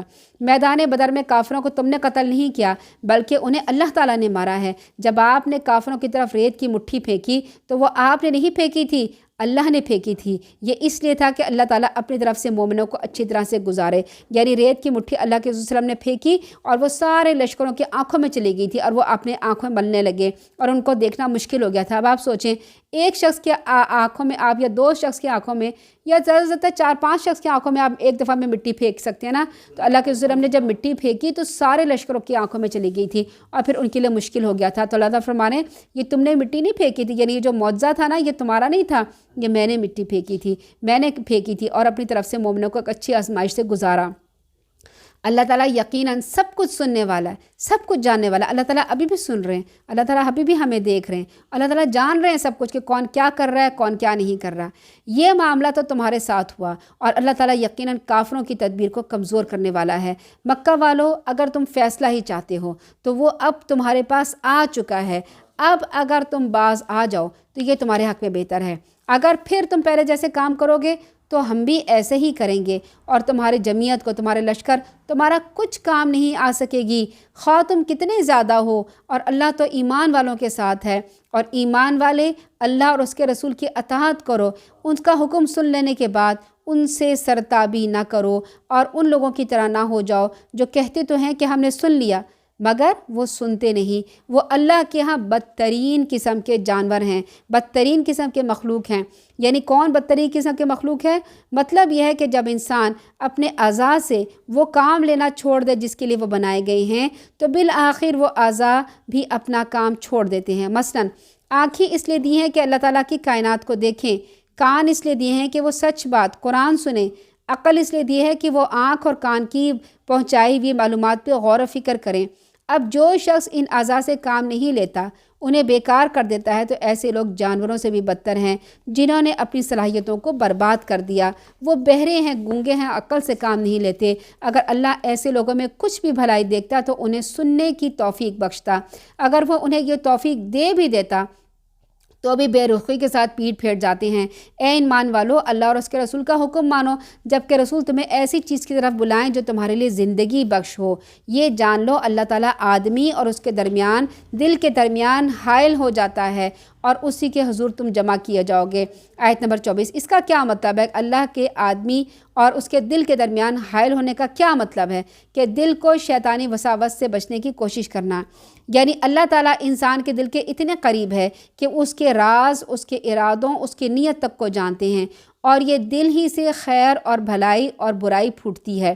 لہٰذا مسلمانوں کو اللہ کے رسول کی اطاعت میں دیر نہیں کرنی چاہیے، ورنہ ممکن ہے بعد میں کوئی اور خیال پیدا ہو جائے، اور اللہ تعالیٰ کا تو قانون ہی یہی ہے کہ جیسے انسان جیسے ارادہ یا نیت کرتا ہے، اللہ تعالیٰ اس کے دل کو بھی ویسے ہی راہیں سجھانے لگتے ہیں، یہاں تک کہ اگر دل میں شیطانی وسوسے آئیں گے تو وہ برائی ہی کی طرف جائے گا۔ تو اللہ تعالیٰ فرماتے ہیں کہ ایسے ہی دل جو ہے جان لو کہ اللہ تعالیٰ آدمی اور اس کے دل کے درمیان حائل ہوتا ہے۔ پھر آگے اللہ تعالیٰ فرماتے ہیں آیت نمبر 26 میں، جب تم تھوڑے سے تھے، زمین میں کمزور سمجھے جاتے تھے، تمہیں یہ خطرہ لگا رہتا تھا کہ لوگ تمہیں کہیں اچک نہ لے کے جائیں، پھر اللہ تعالیٰ نے تمہیں جائے پناہ مہیا کی، اپنی مدد سے تمہیں مضبوط کیا اور کھانے کو پاکیزہ چیزیں دیں تاکہ تم شکر گزار بنو۔ اے ایمان والو، دیدہ و دانستہ، یعنی جان بوجھ کر اللہ اس کے رسول سے خیانت نہیں کرو، نہ ہی تم آپس کی امانتوں میں خیانت کرو۔ پھر خیانت کی بات آئی۔ پھر جان لو تمہاری مال اور تمہارے اولاد تمہارے لیے آزمائش ہیں، اور اللہ کے ہاں اجر دینے کو بہت کچھ ہے۔ اے ایمان والو، اگر تم اللہ سے ڈرتے ہو تو اللہ تعالیٰ تمہیں قوت تمیز یعنی قوت فیصلہ عطا کرے گا، تم سے تمہاری برائیاں دور کر دے گا، تمہیں بخش دے گا، اللہ بہت بڑے فضل والا ہے۔ پھر آگے آیت نمبر 30 میں فرماتے ہیں، اے نبی صلی اللہ علیہ وسلم، وہ وقت یاد کرو جب کافر آپ کے متعلق خفیہ تدبیر کر رہے تھے اور آپ کو قید کر دیں یا مار ڈالیں نعوذ باللہ، یا جلا وطن کر دیں، وہ بھی تدبیریں کر رہے تھے اور اللہ بھی تدبیر کر رہا تھا، اور اللہ ہی سب سے بہتر تدبیر کرنے والا ہے۔ یہاں پہ دیکھیں اللہ تعالیٰ اللہ کے رسول کو کیسی ڈھارس بندھا رہے ہیں کہ دیکھو اے میرے پیارے نبی، مجھے پتہ ہے وہ آپ کے متعلق خفیہ تدبیریں کر رہے ہیں کہ نعوذ باللہ آپ کو مار ڈالیں یا جلا وطن کریں، وہ تدبیریں کر رہے تھے، میں بھی تدبیر کر رہا ہوں، اور میری تدبیر دیکھنا ان سے بہت اچھی ہوگی۔ جب ان کافروں پر ہماری آیات پڑھی جاتی ہیں تو کہتے ہیں ہم نے یہ کلام سن لیا، اگر ہم چاہیں گے تو ہم بھی ایسا کلام بنا سکتے ہیں۔ یہ تو وہی پرانی داستانیں ہیں جو پہلے لوگ سناتے آئے ہیں۔ آج بھی لوگ یہی کہتے ہیں نا، جو کہتے ہیں ہم بہت ماڈرن ہیں، وہ کیا کہتے ہیں، بھئی آپ ہمیں قرآن کی باتیں سنا رہے ہیں کہ 1400 سال 1500 سال پرانی باتیں ہمیں سنا رہے ہیں، پرانے قصے سنا رہے ہیں، چھوڑو جی، نئی بات کرو، ٹیکنالوجی کی بات کرو، دنیا کہاں جا رہی ہے چاند پہ، اور آپ اسی قرآن کے پیچھے پڑے ہوئے اسی کی باتیں سنا رہے ہیں۔ تو اللہ تعالیٰ فرماتے ہیں وہ لوگ بھی ایسے ہی کہتے تھے کہ یہ تو بڑے پرانے قصے ہیں جو تم بار بار بناتے ہو، بتاتے ہو۔ جب کافروں نے کہا تھا اے اللہ، اگر یہی دین حق ہے جو تیری طرف سے ہے تو ہم پر آسمان سے پتھروں کی بارش برسا دے یا ہمیں کسی دردناک عذاب سے دے۔ یہ ابو جہل کا مطالبہ تھا، یہ بات ابو جہل نے کہی تھی اور ازراہ طنز کی تھی، اس نے طنز اور تانا مارا تھا اور مسلمانوں کو سنا کے کہی تھی کہ جس کا مطلب یہ تھا کہ اگر یہ مسلمان سچے ہیں تو ہر وقت جو اللہ کے رسول کہتے ہیں نا کہ عذاب آ جائے گا، جہنم جانا پڑے گا، قیامت آ جائے گی، تو کہتے تھے اچھا لاؤ ذرا عذاب ہمارے پر لے آؤ، ہم ذرا دیکھیں کیسا عذاب ہوتا ہے۔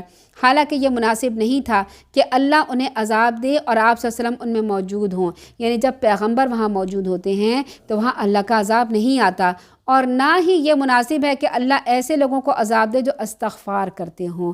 قیامت تک کے لیے بات ہے، جو انسان مستقل روزانہ روز کے روز گناہوں پہ استغفار کرے گا، اللہ اسے عذاب نہیں دے گا، اسے عذاب سے بچا لے گا۔ تو یہ کتنا ضروری ہے کہ ہم مستقل روزانہ استغفار کریں، اپنے گناہوں کی معافی مانگیں، روز اپنے نامہ اعمال کو اللہ کے سامنے پھیلا دیں کہ اللہ اس میں جتنے گناہ ہمیں معاف کر دیں، جو ظاہری ہیں، جو چھپے ہیں، جو جان بوجھ کے کیے، جو غلطی سے کیے، کسی طرح سے بچپن میں کیے، جوانی میں کیے، بڑھاپے میں کیے، جب بھی کیے، جو بھی جان بوجھ کے کیے، بغیر جانے بوجھے کیے، اللہ تعالیٰ سے معافی مانگتے رہیں اور اپنے نامہ اعمال سے گناہ مٹاتے رہیں۔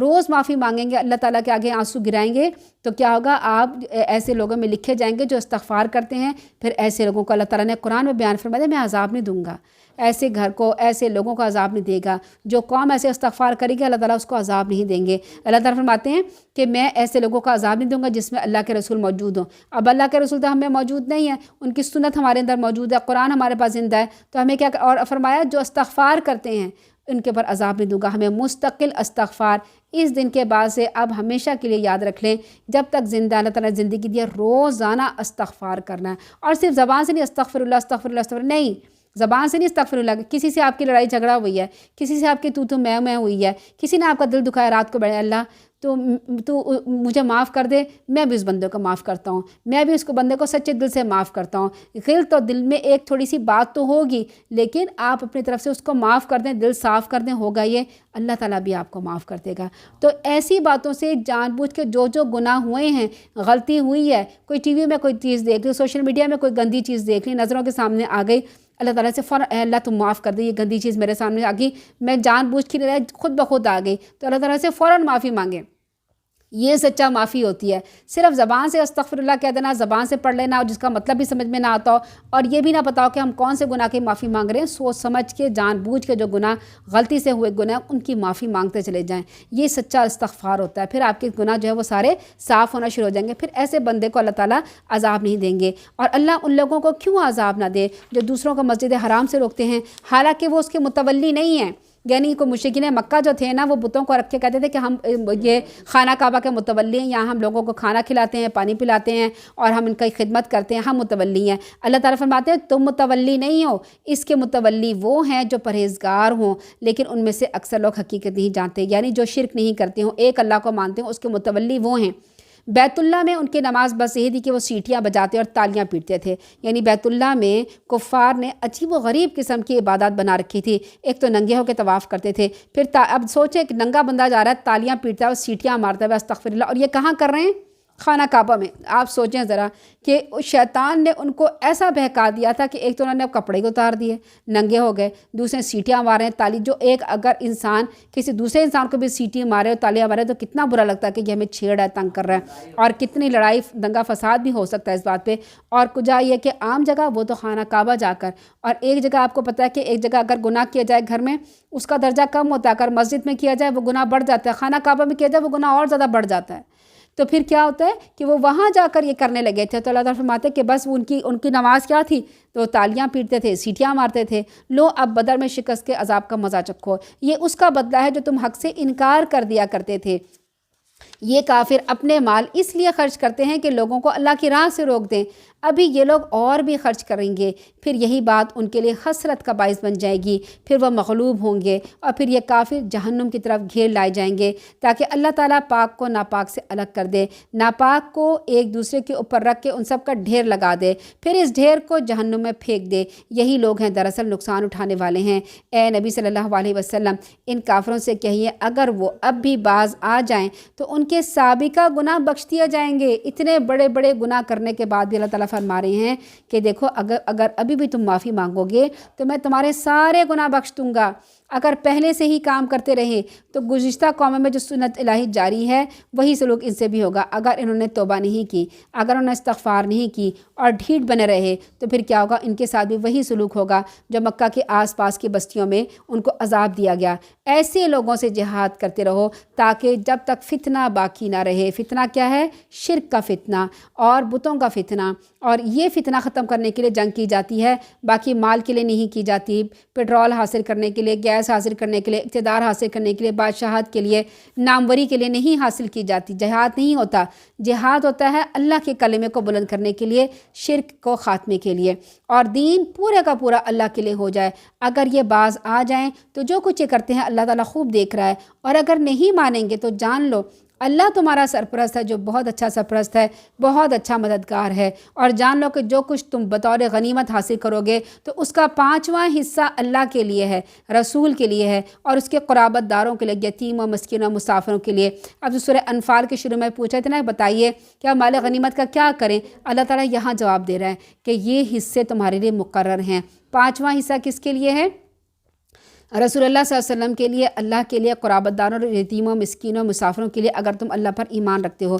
पहले क्या होता था, जब जंग होती थी इस्लाम के आने से पहले, जब जंग होती थी, जिसने किसी दूसरे को कत्ल किया जंग में, उसका घोड़ा, उसका हथियार, सब हथियार लेता था वो कि ये मेरा है। तो अल्लाह ताला ने इससे मना किया कि तुम सिर्फ माल के लिए जंग नहीं करते हो, जंग तो तुमने अल्लाह के लिए करनी है। फिर जो सारा माल होगा इकट्ठा होगा उससे अल्लाह और उसके रसूल ही बताएंगे कि उनका क्या करना है, क्योंकि वो जंग करने की भी ताकत और क़ुव्वत अल्लाह ताला ने दी, प्लानिंग सब कुछ अल्लाह ताला ने दी کی تو اللہ تعالیٰ نے ہی ہمیں پیدا کیا تو اللہ تعالیٰ کہیں حکم چلے گا کہ یہ جو ہے مال اس کا کیا ہوگا، تو اللہ تعالیٰ نے یہاں بتا دیا کہ 5واں حصہ جو ہے وہ اللہ اور اس کے رسول اور ان کے رشتہ داروں کے لیے ہوگا۔ پھر جو فیصلہ کے دن ہم نے اپنے بندے پہ نازل کی تھی، جب دونوں لشکروں کے درمیان میں مقابلہ ہوا تھا، اللہ تعالیٰ ہر چیز پہ قادر ہے۔ جب تم میدان جنگ کے اس کنارے پہ تھے اور دشمن پرلے کنارے پہ تھا، ابو سفیان کا قافلہ تم سے نیچے ساحل کی طرف اتر گیا تھا، تم دونوں یعنی مسلمان اور کفار جنگ کا وعدہ اور پیمان کرتے رہے، تم دونوں مقررہ وقت سے پہلو تہی کر جاتے۔ اللہ تعالیٰ نے تو وہ کام پورا کرنا تھا جو ہو کے رہا، تاکہ جسے ہلاک ہونا تھا وہ دلیل کی بنا پہ ہلاک ہو، جسے زندہ رہنا تھا وہ دلیل کی بنا پہ زندہ رہے۔ اللہ تعالیٰ یقیناً سننے والا جاننے والا۔ یہاں جنگ بدر کے بارے میں حالات بیان کیے جا رہے ہیں جس کا ہم نے ذکر کیا کہ 2 لشکر تھے۔ ایک تو لشکر تھا جو ابو سفیان 1000 کا لشکر لے کے آ رہا تھا مسلمانوں کی جماعت سے لڑنے کے لیے، ایک ان کا قافلہ جا رہا تھا۔ مسلمان یہ چاہتے تھے کہ قافلہ آسان ہے، ہمارے پاس ہتھیار نہیں، ہم قافلے کو پکڑ لیتے ہیں، قبضہ کر لیتے ہیں، کیونکہ اس قافلے کا سامان مسلمانوں کے خلاف استعمال ہونا تھا تو ہم کیا کریں گے، اس کو پکڑ لیں گے تاکہ وہ مسلمانوں کے خلاف استعمال نہ ہو۔ لیکن اللہ تعالیٰ چاہتے تھے کہ نہیں، تم جو ہے نا ابو سفیان کو جو لشکر آنا اس سے جا کے لڑو، اور تاکہ جو ہے اللہ تعالیٰ کا کلمہ بلند ہو، اور تم نے مال کے لیے نہیں لڑنا۔ اے نبی صلی اللہ علیہ وسلم وہ وقت یاد کرو جب تمہارے خواب میں اللہ تعالیٰ تمہیں کافر تھوڑے دکھلا رہا تھا، اگر وہ آپ کو زیادہ دکھلا دیتا تو تم لوگ ہمت ہار دیتے، اس معاملے میں جھگڑا شروع کر دیتے۔ کیا جھگڑا شروع کر دیتے کہ ہم 313 ہیں، ہمارے پاس تو تلواریں بھی 2 ہیں، صرف تلواریں بھی تھوڑی سی ہیں، گھوڑے بھی ہمارے پاس 2 ہیں، تھوڑے سے ہیں، اور اونٹ بھی ہمارے پاس تھوڑے، ہم کس طرح سے لڑیں گے، ہمارے پاس پہننے کو نہ جوتے ہیں نہ ہمارے پاس اسلحہ ہے، ہم کیسے لڑیں گے، آپس میں جھگڑا کرنا شروع کر دیتے۔ اللہ تعالیٰ نے تمہیں بچا لیا، یقیناً وہ دلوں کے راز تک جانتا ہے۔ اور یاد کرو جب تم دشمن سے ملے، اللہ تعالیٰ نے تمہاری نظروں میں دشمن کی تعداد تھوڑی دکھلا دی، 1000 تھے نا، 1000 سے کم دکھا دیا، اور دشمنوں کی نظروں میں تمہیں تھوڑا زیادہ کر کے پیش کر دیا۔ 313 تھے، وہ ان کو ڈبل نظر آ رہے تھے، کتنے 626 کے قریب ان کو نظر آ رہے تھے، اور مسلمانوں کو وہ لوگ کم تو کیا ہوا کہ ان کا بھی حوصلہ وہ ہوا کہ ہاں یہ تو تھوڑے سے لوگ ہیں، ہم ان پہ قابو کر لیں گے، اور مسلمانوں کا حوصلہ زیادہ ہوا کہ اچھا یہ تو اتنے تھوڑے لوگ ہیں، ہم انہیں قابو میں کر سکتے ہیں۔ یعنی دونوں کو اللہ تعالیٰ نے اس طرح سے دکھایا۔ تو اللہ تعالیٰ فرماتے ہیں سب کاموں کا انجام اللہ ہی کے پاس ہے۔ اے ایمان والو، جب کسی گروہ سے تمہارا مقابلہ ہو تو ثابت قدم رہو اور اللہ کو بکثرت یاد کرتے رہو۔ اب آپ سوچیں کہ اتنی بڑی جنگ ہے، اتنا بڑا لشکر جا رہا ہے، وہ اللہ تعالیٰ کو یاد کر رہا ہے اور اللہ تعالیٰ کی تسبیح پڑھ رہا ہے، سارے کا سارا لشکر تسبیح پڑھا ہے، تو کتنی رحمتیں ان کے پر آئیں گی، کتنی برکتیں آئیں گی، کیسا دل ان کا مضبوط ہوگا، تاکہ تم کامیاب رہو، اللہ اس کے رسول کی اطاعت کرو، آپس میں جھگڑا نہ کرو ورنہ بزدل ہو جاؤ گے، تمہاری ہوا اکھڑ جائے گی۔ صبر سے کام لو۔ جنگ میں صبر کیا ہوتا ہے کہ جنگ میں صبر سے کھڑے ہوں، استقامت سے کھڑے ہوں۔ جب دشمن آئے حملہ کرنے تو یہ نہیں کہ آپ ہاتھ روک لیں، نہیں، آپ اس کو ڈٹ کے جواب دیں، جنگ میں اپنے قدم جما لو، یہ جنگ میں صبر ہوتا ہے۔ اللہ تعالیٰ یقیناً صبر کرنے والوں کے ساتھ ہے۔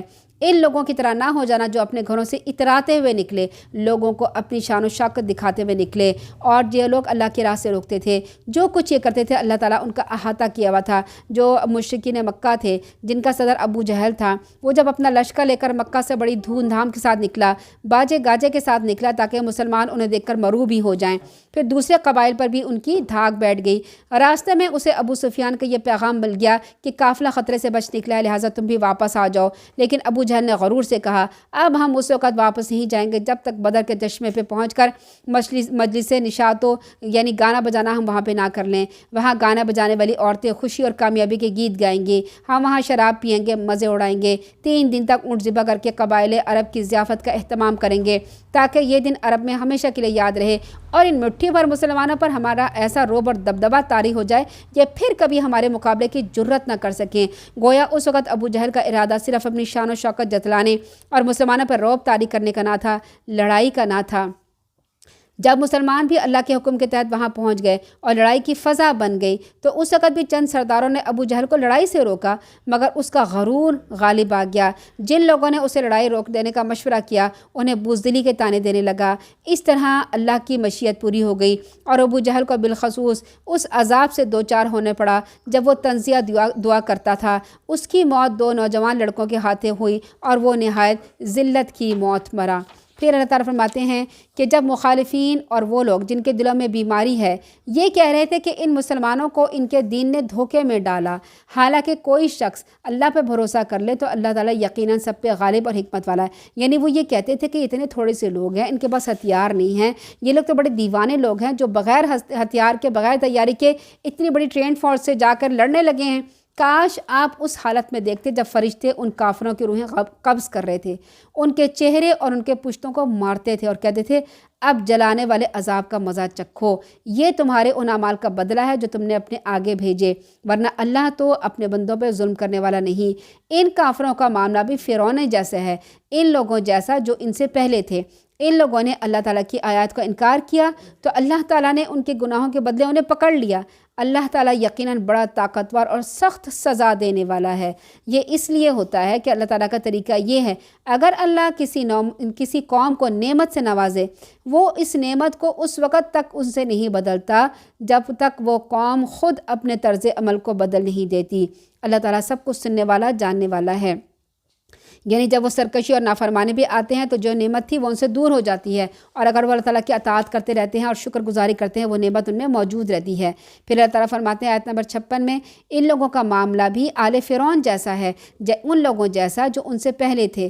انہوں نے اپنے پروردگار کی آیت کو جھٹلایا اور کہا کہ یہ سچی بات نہیں ہے، تو ہم نے انہیں گناہوں کی وجہ سے ہلاک کر دیا، فرعون کی قوم کو غرق کر دیا۔ یہ سب ظالم لوگ تھے۔ یہاں ظلم کس کو کہا گیا؟ شرک کو۔ اللہ کے ہاں بدترین جانور وہ لوگ ہیں جنہوں نے حق کا انکار کر دیا، وہ اللہ تعالیٰ کے ہاں جانوروں سے بھی بدتر ہیں۔ پھر وہ ایمان لانے پہ تیار نہیں ہیں، وہ لوگ جنہوں نے آپ صلی اللہ علیہ وسلم سے وعدہ کیا پھر وہ ہر بار اپنے وعدے کو توڑ دیتے ہیں، اللہ تعالیٰ سے نہیں ڈرتے۔ ایسے عہد شکن لوگوں کو آپ میدان جنگ میں پالیں، انہیں عبرتناک سزا دیں تاکہ ان کے اگلے پچھلے سبق حاصل کر لیں۔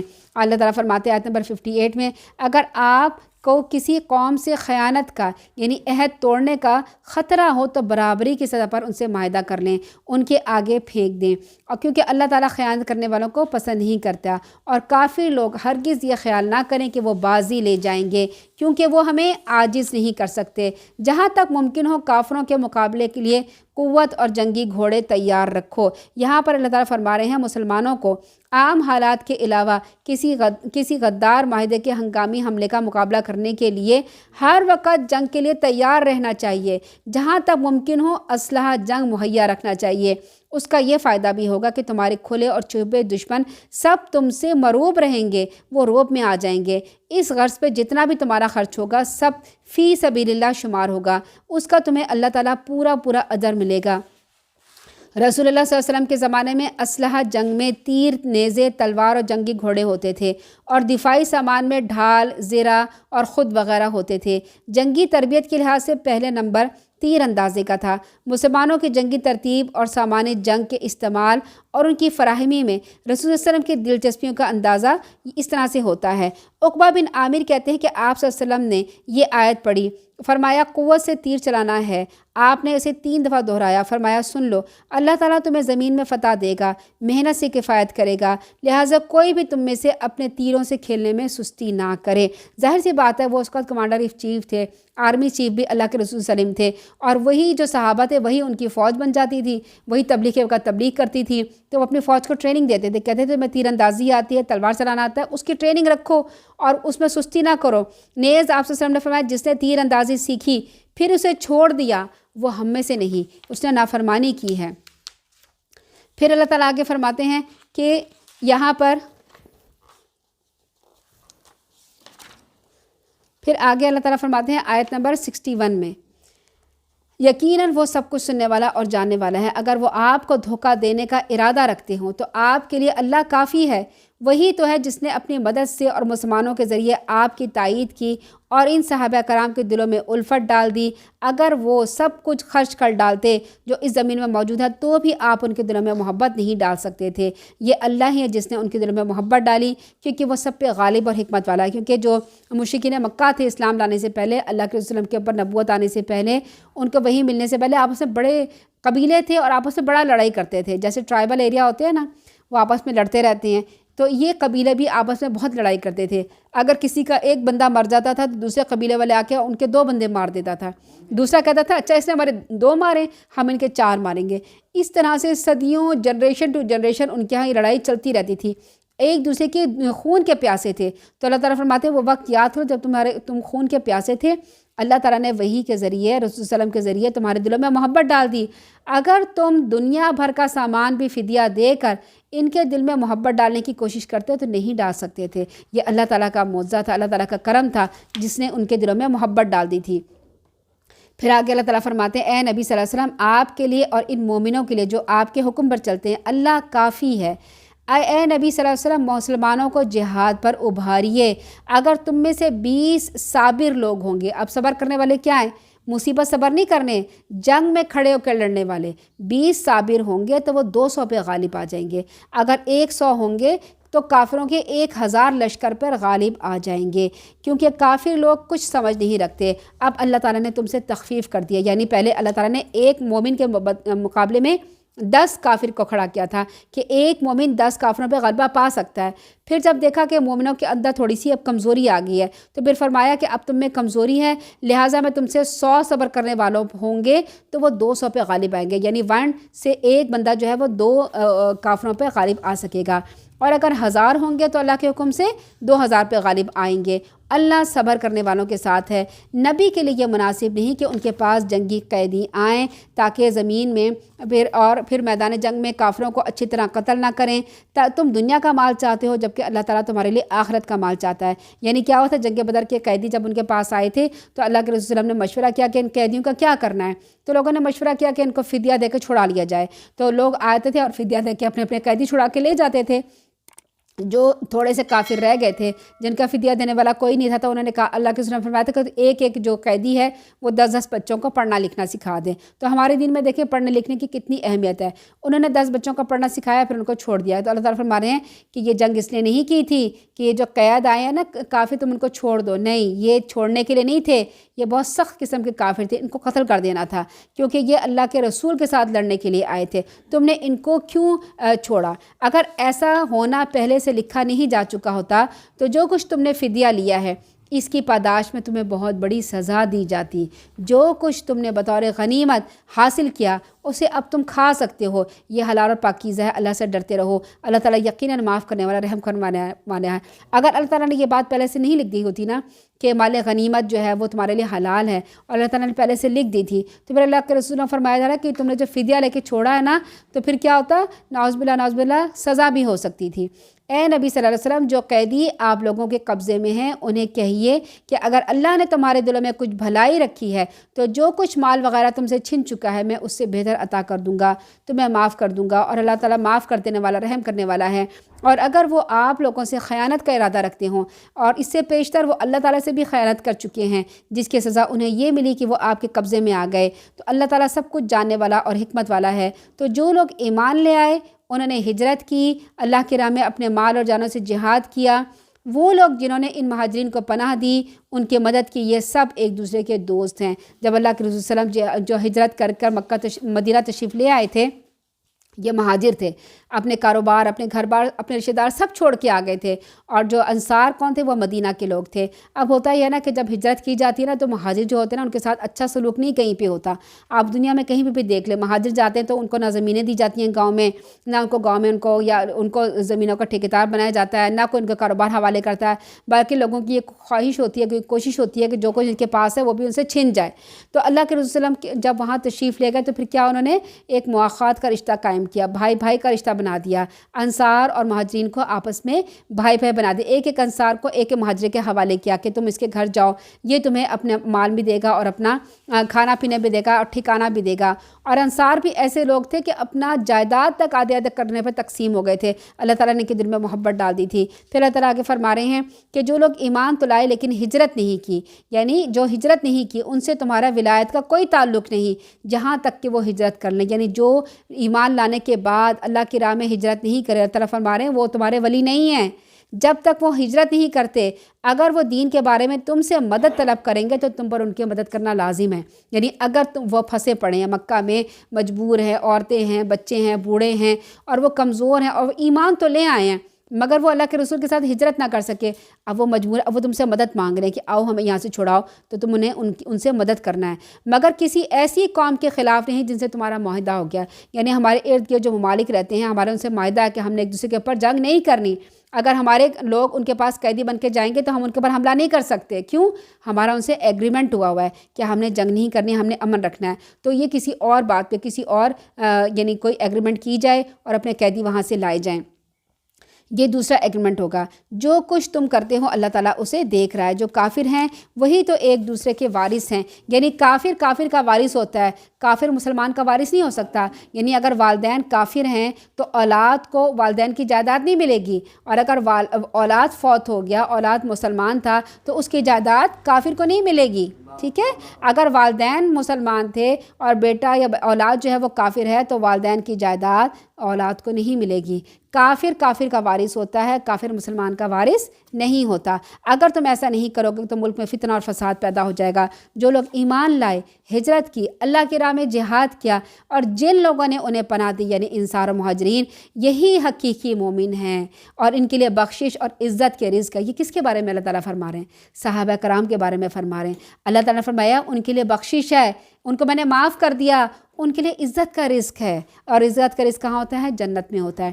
تو کوئی بھی صحابہ کرام کے بارے میں کوئی غلط بات کہے تو اسے وہیں پہ روک دے کہ نہیں، اللہ تعالیٰ نے انہیں بخش دیا ہے، اللہ تعالیٰ نے انہیں عزت بخشی ہے، انہیں جنت فردوس میں جگہ عطا فرمائیں گے، لہٰذا ان کے بارے میں کسی قسم کی کوئی غلط بات نہیں کرنی چاہیے۔ جو لوگ ہجرت نبوی کے بعد ایمان لائے، ہجرت کر کے آگے آ گئے، تمہارے ساتھ مل کر جہاد کیا، وہ بھی تم میں شامل ہیں، مگر اللہ کے تو نوشتے میں خون کے رشتہ دار ایک دوسرے کے زیادہ حقدار ہیں، یقیناً اللہ تعالیٰ ہر چیز کو خوب جانتا ہے۔ یعنی کیا ہوا کہ اللہ تعالیٰ، اللہ کے رسول صلی اللہ علیہ وسلم نے جو انصار اور مہاجرین کو آپس میں بھائی بھائی بنایا تھا نا، تو انصاریوں نے بھی بہت زیادہ کھلے دل کے ساتھ ان کو ویلکم کیا، اور ان کو ہر چیز میں آدھا آدھا کیا، یہاں تک کہ انہوں نے کہا کہ ہماری جو وراثت ہے اس کو بھی ہم آدھا تقسیم کر دیتے ہیں۔ تو اللہ تعالیٰ نے منع کیا، اللہ تعالیٰ فرمایا نہیں، جو تمہارے وارث ہیں نا، خونی رشتہ دار، وہ حقدار ہیں، وراثت میں صرف ان کو ملنا چاہیے۔ ایک بات اور بھی یاد رکھنا چاہیے کہ جو ہمارے معاشرے میں ہے نا، اخباروں میں لکھا ہوتا ہے کہ میں نے اپنے بیٹے کو آگ کر دیا، بڑا نافرمان ہے فلاں، تو ہمارے مذہب میں کوئی آگ کرنا نہیں ہوتا، کوئی کتنا بھی نافرمان ہو اسے اس کا حصہ لازمی دینا ہوتا ہے۔ یہ ہمارے اسلام میں نہیں ہے کہ کوئی بیٹا نافرمان ہے، بیٹی نافرمان ہے، اب اس نے والدین کے ساتھ یہ کیا، یوں کیا، اب اس کو ہم حصہ نہیں دیں گے، اسے آگ کر دیں گے، آگ نہیں کیا جا سکتا۔ جو وارث ہے اسے ہر حال میں اس کا حصہ ملے گا۔ ہاں، جو کافر ہو گیا، جو کافر ہونے کی وجہ سے کیا ہوتا ہے کہ کافر کو مسلمان کی وراثت نہیں ملتی، نہ ہی مسلمان کو کافر کی وراثت ملتی ہے۔ کسی کا بچے کو اپنا بچہ بنا کے جی پھر آگے ہے سورہ توبہ، یہ ہے، اس میں یہ بسم اللہ سے نہیں شروع کیا جاتا، کیونکہ اللہ تعالیٰ جو ہے یہاں پر دھمکی دے رہے ہیں، اور اللہ تعالیٰ جو ہے ان سے برات اور ان سے بری ہو رہے ہیں۔ مشرکین عرب کے خلاف جہاد ضروری ہے، اس میں مرکزی مضمون کیا ہے؟ مشرکین عرب کے خلاف جہاد ضروری ہے، منافقین کے خلاف جہاد ضروری ہے۔ منافقین کن کو کہا جاتا ہے؟ جو یہودی تھے اور مدینہ میں موجود تھے اور اللہ کے وسلم کے خلاف جو تھے وہ کرتے تھے، شرانگیزی کرتے تھے، اور ان کے خلاف جو تھے وہ کام کرتے، مکر تدبیر کرتے تھے کہ کس طرح سے اللہ کے وسلم کو پیچھے کر دیں۔ اور جو مشرکین تھے نا وہ مکہ میں موجود تھے، سمجھ آ رہی ہے بات؟ مشرکین مکہ، مشرکین کہاں تھے؟ جو بتوں کی پوجا کرتے تھے وہ مکہ میں تھے، اور منافقین جو تھے وہ یہودی، وہ کہاں تھے؟ مدینہ میں تھے۔ تو اللہ تعالیٰ فرما رہے ہیں کہ مشرکین عرب کے خلاف بھی جہاد کرو، اور یہودے جو تھے مدینہ، منافقین مدینہ، ان کے خلاف بھی جہاد کرو۔ نئے ہونے والے مسلمانوں کی تربیت لازمی ہے تاکہ وہ جہاد کر سکیں۔ اللہ تعالیٰ فرما رہے ہیں جن مشرکوں سے تم نے معاہدے کر رکھے تھے، یعنی جو مشرکین مکہ سے وعدے کر رکھے تھے، اب اللہ اس کا رسول ایسے معاہدوں سے دستبردار ہوتے ہیں۔ وہ معاہدوں کو اب توڑا جا رہا ہے، اب ان معاہدوں کو نہیں نبھایا جائے گا، کیونکہ وہ معاہدے وہ نہیں پورا کرتے تھے۔ اب اللہ اس کے رسول ایسے معاہدوں سے دستبردار ہوتے ہیں۔ اے مشرکو، یعنی مشرکین مکہ، تم زمین میں 4 مہینے چل پھر رہو، یہ جان لو تم اللہ کو عاجز نہیں کر سکتے، اور یقیناً اللہ تعالیٰ کافروں کو رسوا کر دینے والا ہے۔ یہ اللہ اور اس کے رسول کی طرف حج اکبر کے دن تمام لوگوں کو کے لیے اعلان کیا جاتا ہے کہ اللہ اور اس کا رسول مشرکوں سے بری و ذمہ ہے، لہٰذا اگر تم توبہ کر لو تو تمہارے حق میں بہتر ہے، اگر تم اعراض کر لو تو خوب جان لو تم اللہ کو عاجز نہیں کر سکتے۔ اور اے نبی ان کافروں کو دردناک خوشخبری کی سنا دیجئے، ہاں جن مشرکوں سے تم نے معاہدہ کیا ہوا ہے اور انہوں نے اسے پورا کرنے میں کوئی کمی نہیں کی اور نہ ہی تمہارے خلاف کسی کی مدد کی، تو ان کے ساتھ اس وعدے کو پورا کرو، کیونکہ اللہ تعالیٰ پرہیزگاروں کو پسند کرتا ہے۔ اور پھر جب یہ حرمت والے 4 مہینے گزر جائیں، حرمت والے 4 مہینے کون سے تھے؟ ذی القعدہ، ذی الحج، محرم اور رجب۔ ان 4 مہینوں میں لڑائی اور جنگ و جدل نہیں ہوتی تھی۔ جب یہ حرمت والے مہینے گزر جائیں تو مشرکوں کو جہاں پاؤ انہیں قتل کرو، ان کو محاصرہ کرو اور ان کی طاق میں، ان کی گھات میں بیٹھو۔ یہ جنگ کی بات ہے۔ پھر اگر وہ توبہ کر لیں، نماز کر لیں، زکوٰۃ ادا کرنے لگیں تو ان کی راہ چھوڑ دو۔ دیکھیں توبہ کرنے کے بعد عمل کرنا لازمی۔ اگر وہ کہنا میں نے لا الہ الا اللہ محمد رسول اللہ پڑھ لیا، اس وقت تک اسے نہ چھوڑیں جب تک وہ نماز نہ پڑھنے لگے، جب تک وہ زکوٰۃ نہ دینے لگے، جب تک وہ اپنے عمل سے ثابت نہ کریں۔ اور اگر پھر زبان سے کہہ کے بھاگ گیا تو پھر وہ دوبارہ بھی پلٹ سکتا ہے۔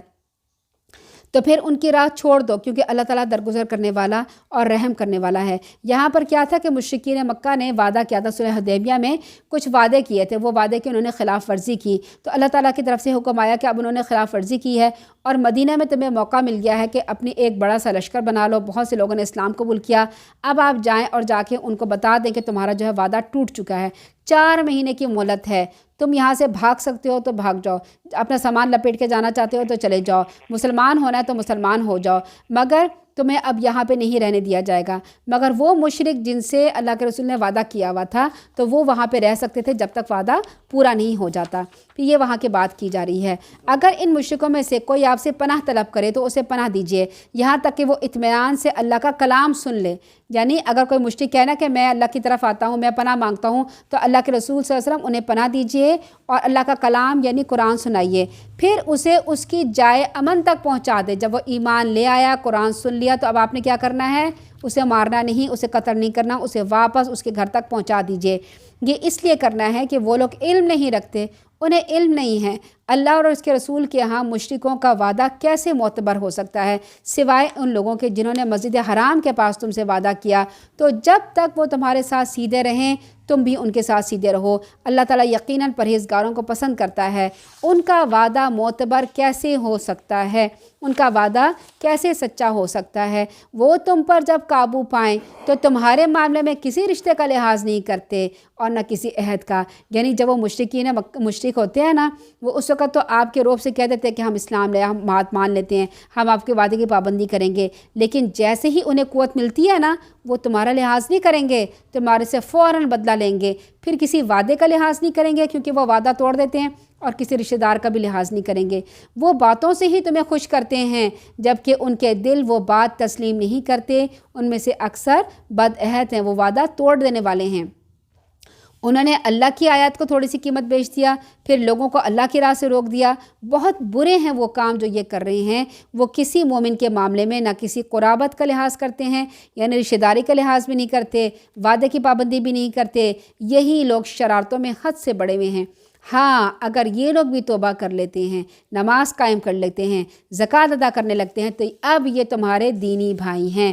ہم اپنے احکام ان لوگوں کے لیے تفصیل سے بیان کرتے ہیں جو علم رکھتے ہیں۔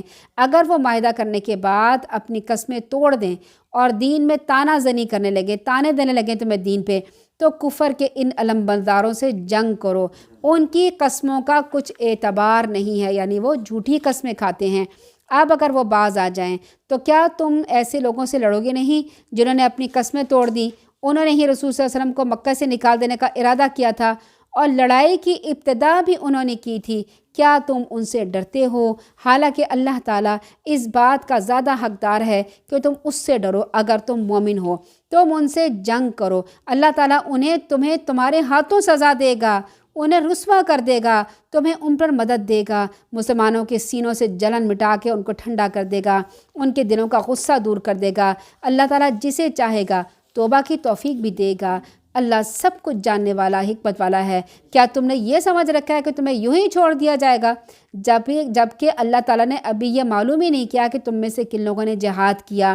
کون اللہ اور اس کے رسول اور مومنوں کے ان کی بات مانتا ہے، اور مومنوں کے سوا، اللہ اور اس کے رسول کے سوا کسی کو اپنا دلی دوست نہیں بناؤ، اور جو کچھ تم کرتے ہو اللہ تعالیٰ اس سے خوب واقف ہے۔ اللہ تعالیٰ فرما رہے ہیں جو کچھ بھی تم کرتے ہو میں اس سے واقف ہوں، میرے سوا، رسول کے سوا اور مومنوں کے سوا کسی کو اپنا دوست نہ بناؤ۔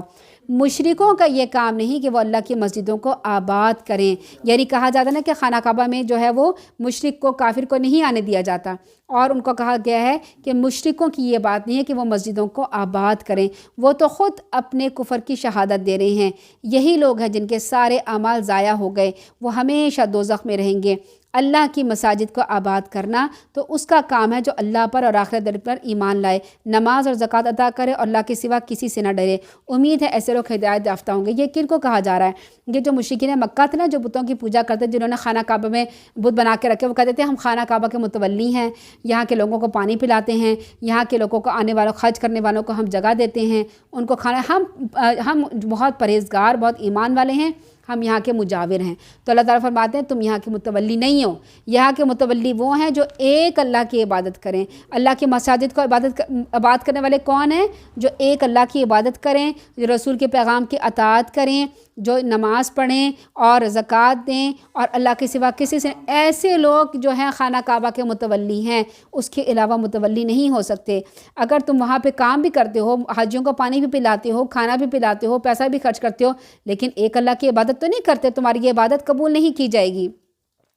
اور جو نماز قائم کریں، زکوٰۃ ادا کریں، اللہ کے سوا کسی سے نہیں ڈرے، امید ہے ایسے لوگ ہدایت یافتہ ہوں گے، اور ایسے ہی لوگ کعبہ کے متولی ہوں گے۔ کیا تم نے حاجیوں کو پانی پلانا، مسجد حرام کو آباد کرنے کو اس شخص کے کام کے برابر کر دیا جو اللہ اور آخرت کے دن پر ایمان لائے اور اللہ کی راہ میں جہاد کریں؟ سوچے ذرا کہ کبھی خانہ کعبہ میں کوئی کافر کھڑا ہو کے آپ کو پانی پلا رہا ہے، آپ اس کے ہاتھ سے پانی پئیں گے؟ کبھی بھی نہیں پئیں گے۔ وہ آپ کو کھانا دے گا، اپنا کھانا وہ آپ کھائیں گے؟ کبھی بھی نہیں کھائیں گے۔ تو اللہ تعالیٰ ہمارے کہ جو کافر لوگ ہوتے ہیں نا، یہ سمجھ رہے ہیں کہ حاجیوں کا میں پانی پلاؤں گا، کھانا کھلاؤں گا، اس سے مجھے ثواب مل جائے گا۔ نہیں، یہ اس کو ملے گا ثواب جو ایک اللہ پر ایمان لاتا ہوگا، جس نے لا الہ الا اللہ محمد رسول اللہ پڑھا ہوگا، جو آخرت کے دن پر ایمان لائے گا اور اللہ کی راہ میں جہاد کرے گا، صرف اسے ہی جو ہے اجر ملے گا۔ پھر یہ جو لوگ ہیں ان کے برابر نہیں ہو سکتے اجر میں۔ اللہ تعالیٰ ظالموں کو سیدھی راہ نہیں دکھاتا۔ جو لوگ ایمان لائے، ہجرت کی اور اپنے مال اور جانوں سے اللہ کی راہ میں جہاد کی، اللہ کے ہاں ان کا بہت بڑا درجہ ہے۔ کس نے جہاد کیا تھا؟ صحابہ کرام نے مل کر اللہ کے رسول کے ساتھ جہاد کیا تھا، ان کا بہت بڑا درجہ ہے، اعظم درجہ ہے۔ اعظم کہتے ہیں سب سے بڑا درجہ، اور ایسے ہی لوگ کامیاب ہیں۔ ان کا پروردگار انہیں اپنے رحمت اور رضامندی کی خوشخبری سناتا ہے۔ ان کے لیے باغات ہیں جن کی نعمتیں دائم ہیں، وہ ہمیشہ رہیں گے۔ بلا شبہ اللہ کے ہاں بہت بڑا اجر ہے۔ اے ایمان والو، اگر باپ اور تمہارا بھائی ایمان کے مقابلے میں کفر کو پسند ہے تو انہیں اپنا رفیق نہ بناؤ۔ تم میں سے جو شخص انہیں رفیق بنائے گا تو ایسے ہی ظالم لوگ ہیں۔ کیونکہ جب ہجرت کی تھی اور جب مسلمان ہوئے تھے لوگ مکہ میں، تو کیا ہوتا تھا، ایک فیملی میں کسی باپ نے اسلام قبول کیا، باقی پوری فیملی کافر ہے، یا کسی بیٹے نے اسلام قبول کیا، باقی ماں باپ اور باقی بہن بھائی کافر ہیں۔ کسی عورت نے اسلام قبول کیا تو کیا ہوا، باقی سب لوگ کافر ہیں۔ تو اللہ فرما رہے ہیں کہ اب تم مسلمان ہو گئے ہو نا، تو کافروں کا اپنا دوست مت بناؤ، انہیں اپنا متولی نہ بناؤ۔ پھر صحابہ کرام کی یہاں پر فضیلت بیان کی گئی ہے کہ وہ اللہ اور اس کے رسول کی اطاعت کرتے تھے، جہاد میں بھی جانے کو کہتے تھے۔ وہ یہ نہیں کہتے تھے حضرت موسیٰ علیہ السلام کے ساتھیوں کی طرح کہ تم اور اے موسیٰ، تم اور تمہارے رب جاؤ لڑو، ہم تو یہاں بیٹھے۔ وہ کہتے تھے آپ کے رب کا حکم ہے، ہمارے رب کا حکم ہے، ہم جہاد کریں گے، چاہے ہمارے پاس اسلحہ ہو یا نہ ہو۔ ان کی ایمانی طاقت ایسی ہوتی تھی کہ وہ جہاد میں اللہ تعالیٰ ان کو کامیابی عطا فرماتا تھا۔ دیکھیں، اپنی زندگی کو بھی ہم نے ایک جہاد سمجھنا ہے۔ اب ہم کہیں گے کہ بھائی ہم تو جنگ نہیں کرنے جا رہے، ہم جہاد کیسے کریں؟ تو جہاد کا مطلب ہوتا ہے کوشش کرنا، قتال کا مطلب ہوتا ہے جنگ کرنا۔ ہم قتال کو نہیں کہہ رہے، ہم جہاد کو کہہ رہے ہیں۔ جہاد کا مطلب ہے کوشش کرنا، اپنی زندگی میں جدوجہد کرنا، اپنی زندگی کا ایک ٹارگٹ بنائیں کہ میں نے یہ کام کرنا ہے، میں نے اپنے بچوں کو تربیت کرنی ہے اور اپنے بچوں کو قرآن بتانا ہے، اپنے بچوں کو بتانا ہے کہ اللہ تعالیٰ نے قرآن میں کیا فرمایا۔ اس کے لیے مجھے خود سیکھنا ہے کہ قرآن میں کیا ہے، خود علم حاصل کر کے میں نے اپنے بچوں کو بتانا ہے۔ اچھا، ہر عورت چونکہ اپنے گھر میں رہتی ہے اور اپنے بچوں کو، بال بچوں کو دیکھتی ہے، تو وہ جہاد کیسے کر سکتی ہے؟ وہ جہاد ایسے کر سکتی ہے کہ وہ یہ نیت کرے کہ میں یہ جو کھانا پکا رہی ہوں اور اس سے میرے بچے کھانا کھائیں گے اور ان کے جسم میں قوت آئے گی، وہ دین کی سربلندی کے لیے کام کریں گے، وہ نماز پڑھیں گے، وہ زکوٰۃ دیں گے، وہ روزہ رکھیں گے، دین کا کام کریں گے، ان کے جسم میں طاقت آئے گی، تو کیا ہے، وہ دین کا کام پھیلا رہی ہیں اپنے بچوں میں۔ ٹھیک ہے. پھر آگے بچے بڑے ہوں گے, وہ کھانا کھائیں گے, وہ طاقت حاصل ہوگی, ماں ان کا خیال رکھے کہ بچے بڑے ہوں گے, یونیورسٹی میں جائیں گے, کالجوں میں جائیں گے. بے شک آپ ان کو دینی تعلیم نارمل اس طرح سے حاصل کریں جو آپ بتا رہے ہیں. بے شک اگر آپ ان کو مدارس میں بھی داخل نہیں کرتی ہیں, حفظ کرنے بھی نہیں بھیجتی, تو یونیورسٹی میں جو دنیا کی تعلیم ہو رہی ہے وہ دنیا بھی تو اللہ نے بنائی ہے نا, تو دنیا کے کام بھی تو دین کے سے ہی نکلتے ہیں. اور آپ جب دنیا میں جائیں گے, جب نوکری ان کو ملے گی تو وہ نوکری حاصل کرنے کے بعد حلال کی طرف جائیں گے, حرام کی طرف نہیں جائیں گے. پھر وہ اپنے حلال کمائی سے زکوٰۃ صدقہ خیرات نکالیں گے, نیکی کے کام کریں گے, غریبوں یتیموں کی مدد. تو یہ جہاد ہے. تو آپ یہ نہ سوچیں کہ یونیورسٹی میں جانے کے بعد, یونیورسٹی میں پڑھانے کے بعد بچے اب تو دین سے دور ہو گئے ہیں, اب ہم کیا کریں, ہم نے اپنے بچوں کو حفظ کرانا تھا, ہم نے اپنے بچوں کو نہیں. یہ دنیا بھی اللہ تعالیٰ کی بنائی ہوئی ہے, دنیا کے کام بھی اللہ تعالیٰ کے بنائے ہوئے ہیں. اگر آپ نے اپنے بچوں کو تعلیم دی ہے, وہ کوئی آرکیٹیکچر بن گیا ہے, وہ کوئی عمارتیں بنانے والا ہے, تو عمارتیں بھی وہ حلال پیسے سے بنائے گا, حلال کام کرے گا. پھر وہ مسجدیں بھی بنائے گا, وہ لوگوں کے لیے ہاسپٹل بھی بنائے گا, وہ ٹیوب ویل بھی بنائے گا, وہ پانی کی چیزیں بھی بنائے گا. یہ بھی تو انسانوں نے کام کرنے ہیں نا, یہ بھی تو لوگوں نے کام کرنے ہیں. تو کیا ہوگا جب آپ جہاد کو سوچیں گی, ہر قدم اپنے گھر میں صفائی کرنی ہے. جہاد میں اپنے گھر کو صاف ستھرا رکھوں گی تاکہ گھر میں جو ہے وہ دین کا ماحول پیدا ہو, ہم یہاں پہ نماز پڑھیں, ہم نماز کی جگہ بنائیں, ہم ایسا کام کریں کہ ہمارے بچوں کا دل نماز کی طرف مائل ہو. تو ماں جو ہے وہ بہت اچھی طرح سے جہاد کر سکتی ہے. وہ چلتے پھرتے اٹھتے بیٹھتے اپنے بچوں کے لیے دعا کر سکتی ہے. پھر اس کا ایک ایک قدم جو ہے نا, پھر ایسی ماں کا ایک ایک قدم, ایک ایک سانس جو ہے وہ جہاد بن جائے گا. وہ کھانا بھی پکائے گی تو اس کا ثواب جہاد کا ملے گا, وہ صفائی بھی کرے گی تو اس کا ثواب کا جہاد, اس کا جو ثواب ہے وہ جہاد کا ملے گا. جو بھی کام, کپڑے دھو رہی ہے, استری کر رہی ہے, اپنے شوہر کو کھانا دے رہی ہے, اس کی نیت یہ ہے کہ یہ کھانا کھا کے نماز پڑھیں, یہ کھانا کھا کے دین کی طرف آئیں اور ان کے جسم کو طاقت ملے, یہ دین کی سربلندی کے لیے کام کریں. ضروری نہیں کہ بچے جو ہے وہ تلوار لے کے گھوڑے پہ سوار ہو کے نکل کے جہاد کریں. اگر آپ نے اپنے بچے کو ڈاکٹر بنا دیا ہے تو وہ کیا کرے گا, وہ لوگوں کے لیے جو ہے وہ اچھی طریقے سے ان کا علاج کرے گا, فی سبیل اللہ بھی علاج کرے گا, اور اس کے دل میں ہمدردی ان کے لیے ہوگی. وہ اگر آپریشن کرے گا نا تو اس میں ڈنڈی نہیں مارے گا, وہ دیانتداری سے آپریشن کرے گا, مریض کو دیانتداری سے دیکھے گا. دیکھیں اگر ایک ڈاکٹر دیانتداری سے کام نہیں کرے گا تو جان کا خطرہ پڑ جاتا ہے. تو اگر وہ ایک جان کو بچاتا ہے تو وہ کیا کر رہا ہے, وہ جہاد کر رہا ہے, وہ کوشش کر رہا ہے. ایک انجینئر کام کر رہا ہے, ایک ٹھیکیدار کام کر رہا ہے, ایک مزدور کام کر رہا ہے. اگر ان سب کی نیت درست ہو جائے تو کیا ہے, یہ بھی جہاد کر رہے ہیں. اللہ تعالیٰ سے دعا ہے کہ اللہ تعالیٰ ہمیں جہاد والی زندگی عطا فرمائے. اللہ تعالیٰ ہمارے دین کی کوششوں کو قبول کرے, ہمیں ہمارے بچوں کی دین کی کوششوں کو قبول کرے, ہمیں حلال کمائی نصیب کرے, ہمارے بچوں کو حلال روزی نصیب کرے, ہمیں ہماری زندگی کو جہاد والا بنا دے. جب ہم تیرے پاس آئیں یا رب العالمین تو ہمیں مجاہد کہہ کے پکارے, ہمارے جہاد کو قبول کر لے, ہماری اولاد کو قبول کر لے, ہمیں اپنے والدین کے لیے بہترین صدقہ جاریہ بنا دے, اور ہمارے والدین اور ہمارے جو بھی ہمارے رشتہ دار فوت ہو چکے ہیں یا رب العالمین ان کی تم مغفرت فرما دے, انہیں جنت الفردوس کے اعلیٰ ترین مقام سے نہایت اعلیٰ مقام عطا فرما دے. ہماری اولادوں ہماری نسلوں کو ہمارے لیے بہترین صدقہ جاریہ بنا دے. آمین ثم آمین. سبحانک اللہم و بحمدک نشہد ان لا الہ الا انت نستغفرک و نتوب الیک. السلام علیکم ورحمۃ اللہ وبرکاتہ.